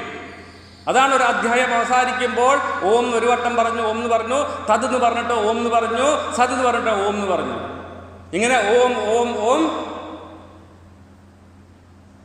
അതാണ് ഈ ഓം തത് സത് പറഞ്ഞിട്ടുണ്ടെങ്കിൽ. അപ്പൊ നമ്മളൊക്കെ എങ്ങനെയൊക്കെ എന്തൊക്കെയോ വായിക്കണു, അതുകൊണ്ട് കാര്യമില്ല. ഇതൊക്കെ മനസ്സിലാക്കണം. ഓം തത് സത് എന്ന് പറഞ്ഞിട്ട് നമ്മൾ പറയണതാണ് ഓമിനെ പറ്റി പറയണത്. അങ്ങനെയുള്ള ആ ഭഗവാൻ വേണുഗാനം ആലപിച്ചപ്പോൾ എന്താ അവിടെ സംഭവിച്ചത്? ആകെ മൊത്തം സ്ത്രീകളാണ് നീറ്റു, ഉറങ്ങിക്കിടക്കുന്ന ആൾക്കാരൊക്കെ നീറ്റു. ചിലവർ എന്താ പറയുക, കടന്നുണ്ടാർത്ത് ഏത് ഡ്രസ്സിനാണ് കടത്തുന്നത് അതേമാതിരി നീറ്റ് കൊണ്ടുവന്നു. ചിലവർ ഡ്രസ്സ് ചെയ്യായിരുന്നു അവിടേക്ക് പോകാൻ വേണ്ടിയിട്ട് പകുതി ഡ്രസ്സ് ഇട്ടിട്ട് കൊണ്ടുവന്നു എന്നൊക്കെ ഭാഗവതത്തിൽ ഭഗവാൻ ശ്രീശുഖ ബ്രഹ്മർഷി. ഭഗവാന്റെ വിളി വന്നാൽ ഇനി ഭഗവാൻ എന്തിനായി ഓം എന്നുള്ള വേണുഗാന ആലപിച്ചത്? എല്ലാം ബ്രഹ്മത്തെ അറിയണമെന്നുണ്ടെങ്കിൽ ഈ ഓങ്കാര ശബ്ദം നമ്മുടെ ഉള്ളിൽ പ്രാണായാമത്തിലൂടെ നമ്മൾ ചെയ്യണം. അപ്പോൾ ഭഗവാനെ ആഗ്രഹിക്കുന്ന ആള് അഹങ്കാരമില്ലാതെയായി, ശരീരാഭിമാനം ഇല്ലാതെയായിട്ട് ഓങ്കാരം ജപിക്കണം. ഓങ്കാരം ജപിച്ചിട്ടുണ്ടെങ്കിൽ ആദ്യത്തെ സ്റ്റെപ്പാണ്. അതാണ് വേണുഗാനം എന്ന് പറയുന്നത്. അങ്ങനെ അവർക്ക് ഈ ഓങ്കാര ജപത്തിലൂടെ നിർവികൽപ്പ സമാധിയിലേക്ക് അവരെത്തിക്കാൻ വേണ്ടിയിട്ടാണ് ഭഗവാൻ അങ്ങനെ ചെയ്തത്. അല്ലാണ്ട് ഭഗവാൻ ഡാൻസ് കളിക്കാൻ വേണ്ടി വിളിച്ചതൊന്നല്ല കേട്ടോ. ഇനി വേറൊരു ചോദ്യം വരും. നമ്മളൊക്കെ എല്ലാറ്റിനും ചോദ്യം ചെയ്യാൻ പറ്റിയ ആൾക്കാരാണ്. എന്തെങ്കിലും മറ്റുള്ളവരുടെ തെറ്റിനെ കണ്ടുപിടിക്കാൻ നമ്മളൊക്കെ ഉത്സുകരാണ് ഇല്ലേ? എല്ലാവരും അങ്ങനെയാണ്. ആ സ്വഭാവം മാറ്റണം. എല്ലാവരും മാറ്റണം. എല്ലാറ്റിനും ഈശ്വരപരമായിട്ട് കാണണം. ഇപ്പൊ ഒരു ചോദ്യം ചോദിക്കാം, എന്തുകൊണ്ട് സ്ത്രീകളെ മാത്രം വിളിച്ചു എന്ന് ചോദ്യം ചോദിക്കാം അല്ലേ? എന്തുകൊണ്ട് സ്ത്രീകളെ മാത്രം ക്ഷണിച്ചു എന്ന ചോദ്യത്തിന് അതിനു വേണ്ടിയിട്ടാണ് ഭഗവാൻ വിപ്രഭക്തി മോക്ഷലീല നമുക്ക് പറഞ്ഞു തന്നത് ഇല്ലേ? സ്ത്രീകൾക്ക് മാത്രമേ ഉള്ളൂ ആ ഭക്തി. പുരുഷന്മാർക്ക് അവരുടെ ആ അഹങ്കാരത്തെ കുറച്ച് സമയമെടുക്കും മാത്രമേ ഉള്ളൂ. ആ വിപ്രഭക്തി മോക്ഷലീലയുടെ കാണിച്ചു തന്നു നമുക്ക്. അതായത് എന്താ കാരണം? ഈ അഹങ്കാരികളായിട്ടുള്ള പുരുഷന്മാര്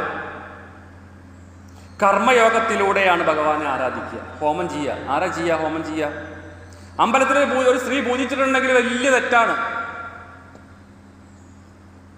ഒരു സ്ത്രീ ഇരുന്ന് ഹോമം ചെയ്യുമ്പോൾ വലിയ തെറ്റാണ്. ആരാ? സമൂഹം ഉണ്ടാക്കണത്. ഭഗവാനെ എങ്ങനെ വേണമെങ്കിൽ ചെയ്യാം. എന്തുകൊണ്ടാ പുരുഷന്മാർക്ക് ഭഗവാൻ പതുക്കെ ദർശനം കൊടുക്കണുള്ളൂ? എന്തുകൊണ്ട് വിളിച്ചില്ല? സ്ത്രീകളെ മാത്രം വിളിച്ചു. അവരുടെ മനസ്സ് നിഷ്കളങ്കമായിട്ടുള്ള മനസ്സാണ്. നിങ്ങൾ എന്തിനാ പുസ്തകത്തിന് മുമ്പിൽ ഇരിക്കണത്? എത്ര പുരുഷന്മാർ പുസ്തകത്തിന്റെ മുമ്പിൽ ഇരിക്കുന്നുണ്ട്? ഏത് സപ്താഹത്തിന് പോയിട്ടുണ്ടെങ്കിൽ സ്ത്രീകളുടെ അടുത്ത് മാത്രമേ പുസ്തകം ഉണ്ടാവുള്ളൂ. കാരണം പുരുഷന്മാര് കർമ്മയോഗത്തിലാണ് കൂടുതൽ അവർക്ക് താല്പര്യം. ഈ യാഗം ചെയ്യാനും അമ്പലത്തിൽ പോയിട്ട് ചുറ്റുവിളക്ക് വയ്ക്കാനും അങ്ങനത്തെ കർമ്മങ്ങൾ ചെയ്യാനാണ് അവർക്ക് താല്പര്യം. എന്നാൽ സ്ത്രീകൾക്ക് അങ്ങനെ അല്ല എന്നുള്ളത് കാണിക്കാനാണ് ഭഗവാൻ ഈ സ്ത്രീകളെ മാത്രം ക്ഷണിച്ചത്. പുരുഷന്മാർ കർമ്മയോഗത്തിലൂടെ ഭഗവാനെ ആരാധിക്കുമ്പോൾ, തെറ്റല്ല ഞാൻ പറയണത്, പുരുഷന്മാർ കർമ്മയോഗത്തിലൂടെ ഭഗവാൻ ആരാധിക്കുമ്പോൾ സ്ത്രീകൾ ഭക്തിയോഗത്തിലൂടെയാണ് ഭഗവാനെ ആരാധിക്കുന്നത് എന്നുള്ളതാണ് നമുക്ക് കാണിച്ചു തരുന്നത്. അവർക്ക് ചെയ്യാൻ പറ്റില്ല. അതാണ് പുരുഷ മേധാവിത്വം സ്ത്രീ മേധാവിത്വം എന്നൊക്കെ പറഞ്ഞത്. അത് പറഞ്ഞപ്പോൾ തെറ്റാണ്. അത് പറയാനൊന്നും പാടില്ലെന്നാണ് പറയുക. അപ്പം അങ്ങനെയൊന്നും പറയാൻ പാടില്ലാത്ത പുതിയ നിയമങ്ങളൊക്കെ ഉണ്ട്. ഓരോരുത്തരും നീറ്റ് കൊണ്ടുവരും, എന്നെ പിടിക്കാൻ വേണ്ടിയിട്ട് വരും. സ്ത്രീ വിരുദ്ധൻ എന്നൊക്കെ പറഞ്ഞിട്ട് സ്ത്രീകളെ ബഹുമാനിച്ചുകൊണ്ടാണ് ഞാൻ പറയണത്. അവരെ ഭക്തിമാർഗത്തിലൂടെയും പുരുഷന്മാർ കർമ്മമാർഗത്തിലൂടെയുമാണ് ഭഗവാൻ ആരാധിക്കുന്നത്. രണ്ടും തെറ്റ്, രണ്ടും ഒന്ന് തന്നെയാണ്. മേൽപ്പത്തൂരിന്റെ കാര്യം അറിയാം. മേൽപ്പത്തൂർ വലിയ പണ്ഡിതനാണ്. നാരായണനൊക്കെ രചിച്ചു, എല്ലാ കാര്യങ്ങളും രചിച്ചു. പൂന്താനം ഒരു ദിവസം പോയിട്ട് പറഞ്ഞു, മേൽപ്പത്തൂരെ ഞാനൊരു കൃതി ഉണ്ടാക്കിയിട്ടുണ്ട്, ജ്ഞാനപ്പാന എന്ന് പറഞ്ഞ കൃതി ഉണ്ടാക്കിയിട്ടുണ്ട്, ഒന്ന് കറക്റ്റ് ചെയ്ത് തരണമെന്ന് പറഞ്ഞപ്പോൾ മേൽപ്പത്തൂർ കളിയാക്കി ചിരിച്ചു എന്നാ പറഞ്ഞത്. തനിക്കെന്താ അറിയാ? സംസ്കൃതം വല്ലതും അറിയോ? ഈ മലയാളത്തിൽ എഴുതിയിട്ടുള്ളത് എനിക്കതിനൊന്നും സമയമില്ല. ആര്? മേൽപ്പത്തൂർ പറഞ്ഞു എന്നാ പറഞ്ഞത്. ആ കണ്ണനെ നമുക്ക് ഓർമ്മയില്ലേ? അറിയില്ലേ? എന്താ ഭഗവാൻ പറഞ്ഞ്? രാത്രി മേൽപ്പത്തൂരിൻ്റെ അടുത്ത് പറഞ്ഞു, ഭഗവാൻ പറഞ്ഞു, ഉറക്കത്തിൽ പറഞ്ഞു, മേൽപ്പത്തൂരെ, തൻ്റെ വിഭക്തിയേക്കാൾ കൂടുതൽ എനിക്ക് പൂന്താനത്തിൻ്റെ ഭക്തിയാണ് എന്ന് പറഞ്ഞു. എന്താ വിഭക്തി പറഞ്ഞ? ഭക്തി വിഭക്തിയുണ്ട്, ദ്വൈതഭാവങ്ങൾ. ഭക്തിയുടെ ഓപ്പോസിറ്റ് എന്താ? വിഭക്തി. വിഭക്തി എന്ന് പറഞ്ഞെങ്കിൽ ജ്ഞാനിയായിട്ടുള്ള, ജ്ഞാനത്തോട് കൂടിയിട്ടുള്ള അറിവിനെയാണ് വിഭക്തി എന്ന് പറയുന്നത്. ഞാൻ വിജ്ഞാനം എന്ന് പറഞ്ഞില്ലേ? ജ്ഞാനത്തോട്, അതായത് ഇതുമാതിരി പുസ്തകമൊക്കെ വായിച്ച് സംസ്കൃതത്തിൽ 4 അക്ഷരങ്ങളൊക്കെയാണ് പറഞ്ഞ് ഉറക്കേണ്ടത് സംസാരിച്ചിട്ടുണ്ടെങ്കിൽ വിഭക്തിയായി. അതിനെക്കാട്ടിൽ നല്ലത് ജ്ഞാനിയായിട്ട് മൗനമായിരുന്ന് ഭഗവാനോട് പറഞ്ഞ് പ്രാർത്ഥിക്കുമ്പോൾ അതന്നെയാണ് ഭക്തി. അതാണ് പൂന്താനം. മേൽപ്പത്തൂരിന് നാരായണി എഴുതി വലിയ 100 ദശകങ്ങളൊക്കെ എഴുതി ഭഗവാനെ സ്തുതിച്ചു. ആ കഥകളൊക്കെ നമുക്കറിയാം. പൂന്താനത്തിന് ഒന്നും അറിയില്ല, ബ്രാഹ്മണനൊന്നും അറിയില്ല ആ ഭഗവാന്റെ മഹിമകളെ പറ്റിയിട്ട്. അങ്ങനെയുള്ള ആ പൂന്താനത്തിൻ്റെ ഭക്തിയേക്കാളും ഭക്തിയാണ് എനിക്ക് വേണ്ടതെന്ന് പറഞ്ഞിട്ടുള്ള ആ കഥയ്ക്ക് നമുക്കറിയാം. അപ്പോൾ നമ്മളൊക്കെ സാധാരണ ലൗകിക ജീവിതത്തിൽ പറയാറുണ്ട്, സ്ത്രീകളെ സ്നേഹിച്ചിട്ടുണ്ടെന്നുണ്ടെങ്കിൽ അവർ നക്കിക്കൊല്ലും എന്ന് പറഞ്ഞിട്ടുണ്ട്, ഇല്ലേ? അവരെ ദേഷ്യപ്പെട്ട് നോക്കൂ, അവർ നമ്മളെ മുക്കിക്കൊല്ലും. അങ്ങനെയാണ്. സ്നേഹിച്ചാൽ നക്കി തിന്നുന്നവരാണ് അവര്. ദ്വേഷിച്ചിട്ടുണ്ടെങ്കിലോ മുക്കിക്കൊല്ലും ചെയ്യും. അങ്ങനെ ഇതാണ് ഈ അവസ്ഥ സ്ത്രീകൾക്ക്. അതാണ് സ്ത്രീകൾക്ക് പ്രാധാന്യം. ഇനി പോട്ടെ, ഭഗവാൻ വേണുഗാനം ആലപിച്ചപ്പോൾ സ്ത്രീകളും പുരുഷന്മാരൊക്കെ ഉണ്ട്. സ്ത്രീകൾ മാത്രമേ കേട്ടുള്ളൂ, പുരുഷന്മാരെന്തുകൊണ്ട് കേട്ടില്ല? ഭഗവാൻ അത് ചെവി കൊടുത്തിട്ടില്ല. അതായത് ആരൊക്കെ ഭഗവാനെ പ്രാപിക്കണം എന്ന് ആഗ്രഹമുണ്ടോ അത് ഭഗവാൻ തീരുമാനിക്കും, അല്ലാണ്ട് നമ്മളല്ല തീരുമാനിക്കണം. ഞാൻ ഭക്തനാണ് എന്ന് പറഞ്ഞു നടക്കുന്നത് തെറ്റാണ്. ഭഗവാൻ പറയണം നീ ഭക്തനാണ്, അവനെ ഭഗവാൻ നോക്കിക്കോളും. ഭഗവാനെ വിശ്വസിച്ചും കൊണ്ട് നമ്മൾ ഇറങ്ങിയിട്ടുണ്ടെന്നുണ്ടെങ്കിൽ ആ ഭഗവാൻ നമ്മളെ നോക്കിക്കോളും. നമ്മൾ ഭഗവാനോട് ആഗ്രഹിക്കേണ്ട ആവശ്യമില്ല, ഒന്നും ചോദിക്കേണ്ട ആവശ്യമില്ല. ഓരോരോ ആവശ്യം എൻ്റെ അനുഭവമാണ്, ചോദിക്കേണ്ട ആവശ്യമില്ല, അപ്പൊ കൊണ്ടുതരും. എന്തെങ്കിലും ആഗ്രഹിക്കേണ്ട ആവശ്യമില്ല, നല്ല കാര്യത്തിന് വേണ്ടി ആഗ്രഹിക്കുക. ഭഗവാനിലേക്ക് സമർപ്പിച്ച് ജീവിക്കൂ. എന്ത് വന്നിട്ടുണ്ടെന്നുണ്ടെങ്കിൽ, എന്ത് പ്രശ്നങ്ങൾ വന്നാലും അത് ഭഗവാന്റെ ഇഷ്ടമാണ്. ഭഗവാൻ നമുക്ക് തരുന്നതും ഭഗവാൻ നമുക്ക് വേണ്ടതാണ്. എല്ലാം ഭഗവാൻ വേണ്ടി തരും നമുക്ക്. അതുകൊണ്ടാണ് വേണുഗാനം ആലപിച്ചപ്പോൾ സ്ത്രീകൾ മാത്രം കേട്ടത്. അങ്ങനെ അവരുടെ ഭക്തിഭാവം കൊണ്ടാണ്, കർമ്മഭാവം കൊണ്ട് ഭഗവാന് വേണുഗാനം ഭഗവാൻ അവരെ പുരുഷന്മാരെ കേൾപ്പിച്ചില്ല. സ്ത്രീകൾക്ക് ഭക്തിഭാവമുള്ള കാരണം കൊണ്ട് ആ വേണുഗാനം കേൾപ്പിച്ചു. അപ്പൊ എന്ത് വേണം? ഭഗവാന്റെ വിളി കേൾക്കണം എന്നുണ്ടെങ്കിൽ എന്ത് വേണം? ഭക്തിഭാവം വേണം. പുരുഷന്മാർക്ക് ഭക്തിഭാവം ഉണ്ടെന്നുണ്ടെങ്കിൽ ആ ഭഗവാൻ പാടുന്ന വേണുഗാനം നമ്മുടെ ചെവിയിലും വന്ന് വീഴും. അല്ലാണ്ട് കുറെ യാഗം ചെയ്തിട്ടും യജ്ഞം ചെയ്തിട്ടോ ഗണപതി ഹോമം ചെയ്തിട്ടും അതുകൊണ്ടൊന്നും പൂജ ചെയ്തിട്ടും ഒന്നും കിട്ടാൻ പോകുന്നില്ല. ഭഗവാന്റെ വേണുഗാനം ഭക്തിയുള്ളവന്റെ ചെവിയിൽ മാത്രമേ ഭഗവാന്റെ, അത് സ്ത്രീ പുരുഷ ഭേദമന്യേ ആ ഭക്തിയോട് കൂടിയിട്ടുള്ള ചെവിയുടെ ഉള്ളിൽ വന്നിട്ട് വീഴും. ഇതാണ് നമ്മൾ മനസ്സിലാക്കേണ്ടത്. ഇങ്ങനെ പുരാണങ്ങളിലെ എല്ലാ കഥകളും നിഗൂഢമായിട്ടുള്ള വേദാർത്ഥങ്ങളുടെ വിശദീകരണമാണ്. മഹാഭാരതം ഭാഗവതം എല്ലാ കഥകൾക്കൊക്കെ പിന്നിലൊരു തത്വങ്ങളുണ്ട്. ഇനിയിപ്പോൾ നമ്മൾ ദശമസ്കന്ധത്തില് ഓരോരോ സ്കന്ധങ്ങൾക്കും ഓരോരുത്തുണ്ടെന്ന് പറഞ്ഞു, സർഗം വിസർഗം എന്നൊക്കെ പറഞ്ഞിട്ടുള്ളതുണ്ട്. ദശമസ്കന്ധത്തിൽ നമ്മൾ എന്താ നിരോധം എന്ന് പറഞ്ഞ ലീലയാണ് വർണ്ണിച്ചിരിക്കുന്നത് ശ്രീ ശുകബ്രഹ്മർഷി. എന്താ നിരോധം എന്ന് പറഞ്ഞിട്ടുണ്ടെന്നുണ്ടെങ്കിൽ, നമുക്ക് നിരോധം എന്ന് പറഞ്ഞിട്ട് എന്താ അർത്ഥം നമുക്ക് മനസ്സിലാക്കുക? പ്രതിഷേധിക്കുക, ഇല്ലേ? തടുക്കുക എന്നുള്ളതൊക്കെ നിരോധം എന്ന് പറഞ്ഞിട്ടുണ്ടെങ്കിൽ. എന്താ നിരോധം എന്ന് പറഞ്ഞിട്ടുണ്ടെങ്കിൽ, അതായത് ഈശ്വര സാക്ഷാത്കാരത്തിന് വരുന്ന തടസ്സങ്ങളെ എങ്ങനെ അകറ്റാം എന്നുള്ള ആ പരമസത്യത്തെയാണ് ദശമസ്കന്ധത്തിൽ നമുക്ക് പറഞ്ഞു തരുന്നത്. 1, 2, 9 സ്കന്ധം വരെ നമ്മൾ ഓരോ കഥകളൊക്കെ പറഞ്ഞു വന്നു. ജ്ഞാനം വിജ്ഞാനം വൈരാഗ്യങ്ങളൊക്കെ ഉണ്ടാക്കി തന്നു. ദശമസ്കന്ധത്തിൽ ഭഗവാനെ തന്നെ നമുക്ക് തരികയാണ് ഭഗവാൻ കണ്ണൻ. അതാണ് നിരോധം എന്ന ലീല. അവിടെ എന്തെല്ലാം ഭക്തന് ഈശ്വര സാക്ഷാത്കാര തടസ്സമുണ്ടോ ആ ദശമസ്കന്ധത്തിലെ കഥകളിലൂടെ അത് എങ്ങനെ അകറ്റാം എന്നുള്ളതാണ് ഭഗവാൻ പ്രതിപാദിക്കുന്നത്. ഇതല്ലേ സത്യം? അപ്പോ ഈശ്വര സാക്ഷാത്കാരത്തിനുള്ള തടസ്സം എന്താണ് എന്ന് ചോദ്യം വരും. എന്താ ഈശ്വര സാക്ഷാത്കാരത്തിന്റെ തടസ്സം? അതായത് നമുക്കൊക്കെ ഉണ്ട് അഹങ്കാരം, ഞാൻ എന്ന ഭാവം, ഇല്ലേ? അഹങ്കാരം എവിടെ നമ്മുടെ ഉള്ളിലിരിക്കുന്നത്? അറിയില്ല. മനസ്സെവിടെ നമ്മുടെ ഉള്ളിലുള്ളത്? അറിയില്ല. ബുദ്ധി എവിടെയുള്ളത്? അറിയില്ല. ജ്ഞാനം എവിടെയുള്ളത്? ഇതൊക്കെ വേണേ, ഇതൊക്കെ എവിടെയെന്ന് നമുക്ക് അറിയോട്ടെ ഇല്ലേ? അപ്പൊ ചിത്ത എന്ന് പറഞ്ഞാൽ എന്താണ്? അറിയില്ല. മനസ്സെന്ന് പറഞ്ഞാൽ അറിയില്ല. എവിടെയെന്നൊന്നും അറിയില്ല. ആദ്യം പറയും എന്താ? മനസ്സെന്ന് പറഞ്ഞാൽ ഇത് ഹൃദയാണ് ഇല്ലേ? ബുദ്ധി പറഞ്ഞാൽ തലയിൽ കൈ വയ്ക്കും. തലയിലാണോ ബുദ്ധി? അവിടെ മെഡുല ഒബ്ലങ്കേറ്റി അങ്ങനത്തെ സാധനങ്ങളേ ഉള്ളൂ അതിൻ്റെ ഉള്ളിൽ. ഇതിനെയാണ് അന്ധക്കരണങ്ങൾ എന്ന് പറയുന്നത്. മനസ്സ്, ബുദ്ധി, അഹങ്കാരം, ചിത്തം, 4 ഈ 4 അന്ധക്കരണങ്ങള്. ഇതെന്റെ കരണാണ്, കയ്യെന്ന് പറയും, ഇത് കണ്ണെന്ന് പറയും, ഇത് ചെവി എന്ന് പറയും, ഇത് മൂക്കെന്ന് പറയും. ഇതൊക്കെ ഉണ്ട്, നമ്മളൊക്കെ കാണിച്ചു തരാൻ പറ്റും. അന്ധക്കരണം പറഞ്ഞിട്ടുണ്ടെങ്കിൽ ഉള്ളിലുള്ള കരണങ്ങള് അത് കാണാൻ പറ്റില്ല. അത് ഭഗവാന് മാത്രമേ അറിയുള്ളൂ. മനസ്സെന്താ ചെയ്യുക? മനസ്സിന്റെ പ്രവൃത്തി എന്താ ചെയ്യുക? മനസ്സിന്റെ പ്രവൃത്തി എന്താ ചെയ്യുക? എന്താ മനസ്സ് ചെയ്തു തരിക? സങ്കൽപ്പിക്കുക. എനിക്കിന്ന് തൃശ്ശൂർക്ക് പോകണമെന്ന് പറഞ്ഞിട്ട് നമ്മൾ സങ്കല്പിച്ചാൽ ആ സങ്കല്പത്തിലൂടെ ബുദ്ധി പറയും, ബുദ്ധിയിൽ തൃശ്ശൂര പറഞ്ഞ സ്ഥലം ബുദ്ധി ഓർമ്മിപ്പിക്കും. ഇന്ന ബസ് പോയിട്ടുണ്ടെങ്കിൽ രാമകൃഷ്ണ പറഞ്ഞ ബസ്സുണ്ട്, ഇത്ര മണിക്കുണ്ട്, 2 മണിക്കുണ്ട്. ഇതൊക്കെ എവിടെ കയറ്റി വെച്ചിട്ടുണ്ട്? ബുദ്ധിയിൽ കയറ്റി വെച്ചിട്ടുണ്ട്. ആ 2 മണിയുടെ ബസ്സിന് നമുക്ക് പോകണം, അല്ലെങ്കിൽ 3 മണിയുടെ ബസ്സിന് പോകണം ഇല്ലേ? അല്ലെങ്കിൽ ഏതെങ്കിലും ബസ്സിന്റെ പേരൊക്കെ ഉണ്ടാവും. ഇതൊക്കെ അവിടെ കയറ്റി വെച്ചിട്ടുണ്ട്. അപ്പോ നമ്മൾ മനസ്സിൽ സങ്കല്പിച്ചു കഴിഞ്ഞാൽ പ്രവർത്തിക്കുന്നത് ആരാണ്? ഇന്ദ്രിയങ്ങള്, ബുദ്ധി. ആ ഇന്ദ്രിയങ്ങൾ പ്രവർത്തിക്കാനുള്ള കാരണം എന്താണ്? ബുദ്ധി. ബുദ്ധിയിൽ എന്താ നമ്മൾ വെച്ചിരിക്കുന്നത്? ഓർമ്മയുടെ രൂപത്തില് മനസ്സിലുണ്ടായ വാസനകളെയൊക്കെ നിറച്ചു വെച്ചിട്ടുണ്ട്. ഒരു കള്ളന്റെ വാസന എന്താ? കക്കുക എന്നുള്ളതാണ്. അവന് കക്കാൻ മാത്രമേ അറിയുള്ളൂ, കള്ളന് കക്കുക എന്നറിയുള്ളൂ. അപ്പൊ ആ കള്ളന്റെ കക്കുക എന്നുള്ള വാസനയെ ബുദ്ധിയിലെ ഓർമ്മയുടെ രൂപത്തില് കയറ്റി വെച്ചിട്ടുണ്ടാവും. ഞാനും കാണിക്കുന്നത് അതിങ്ങനെ കൈകൊണ്ട് കാണിക്കുന്നു ഇല്ലേ? തലയിലാണോ ബുദ്ധി?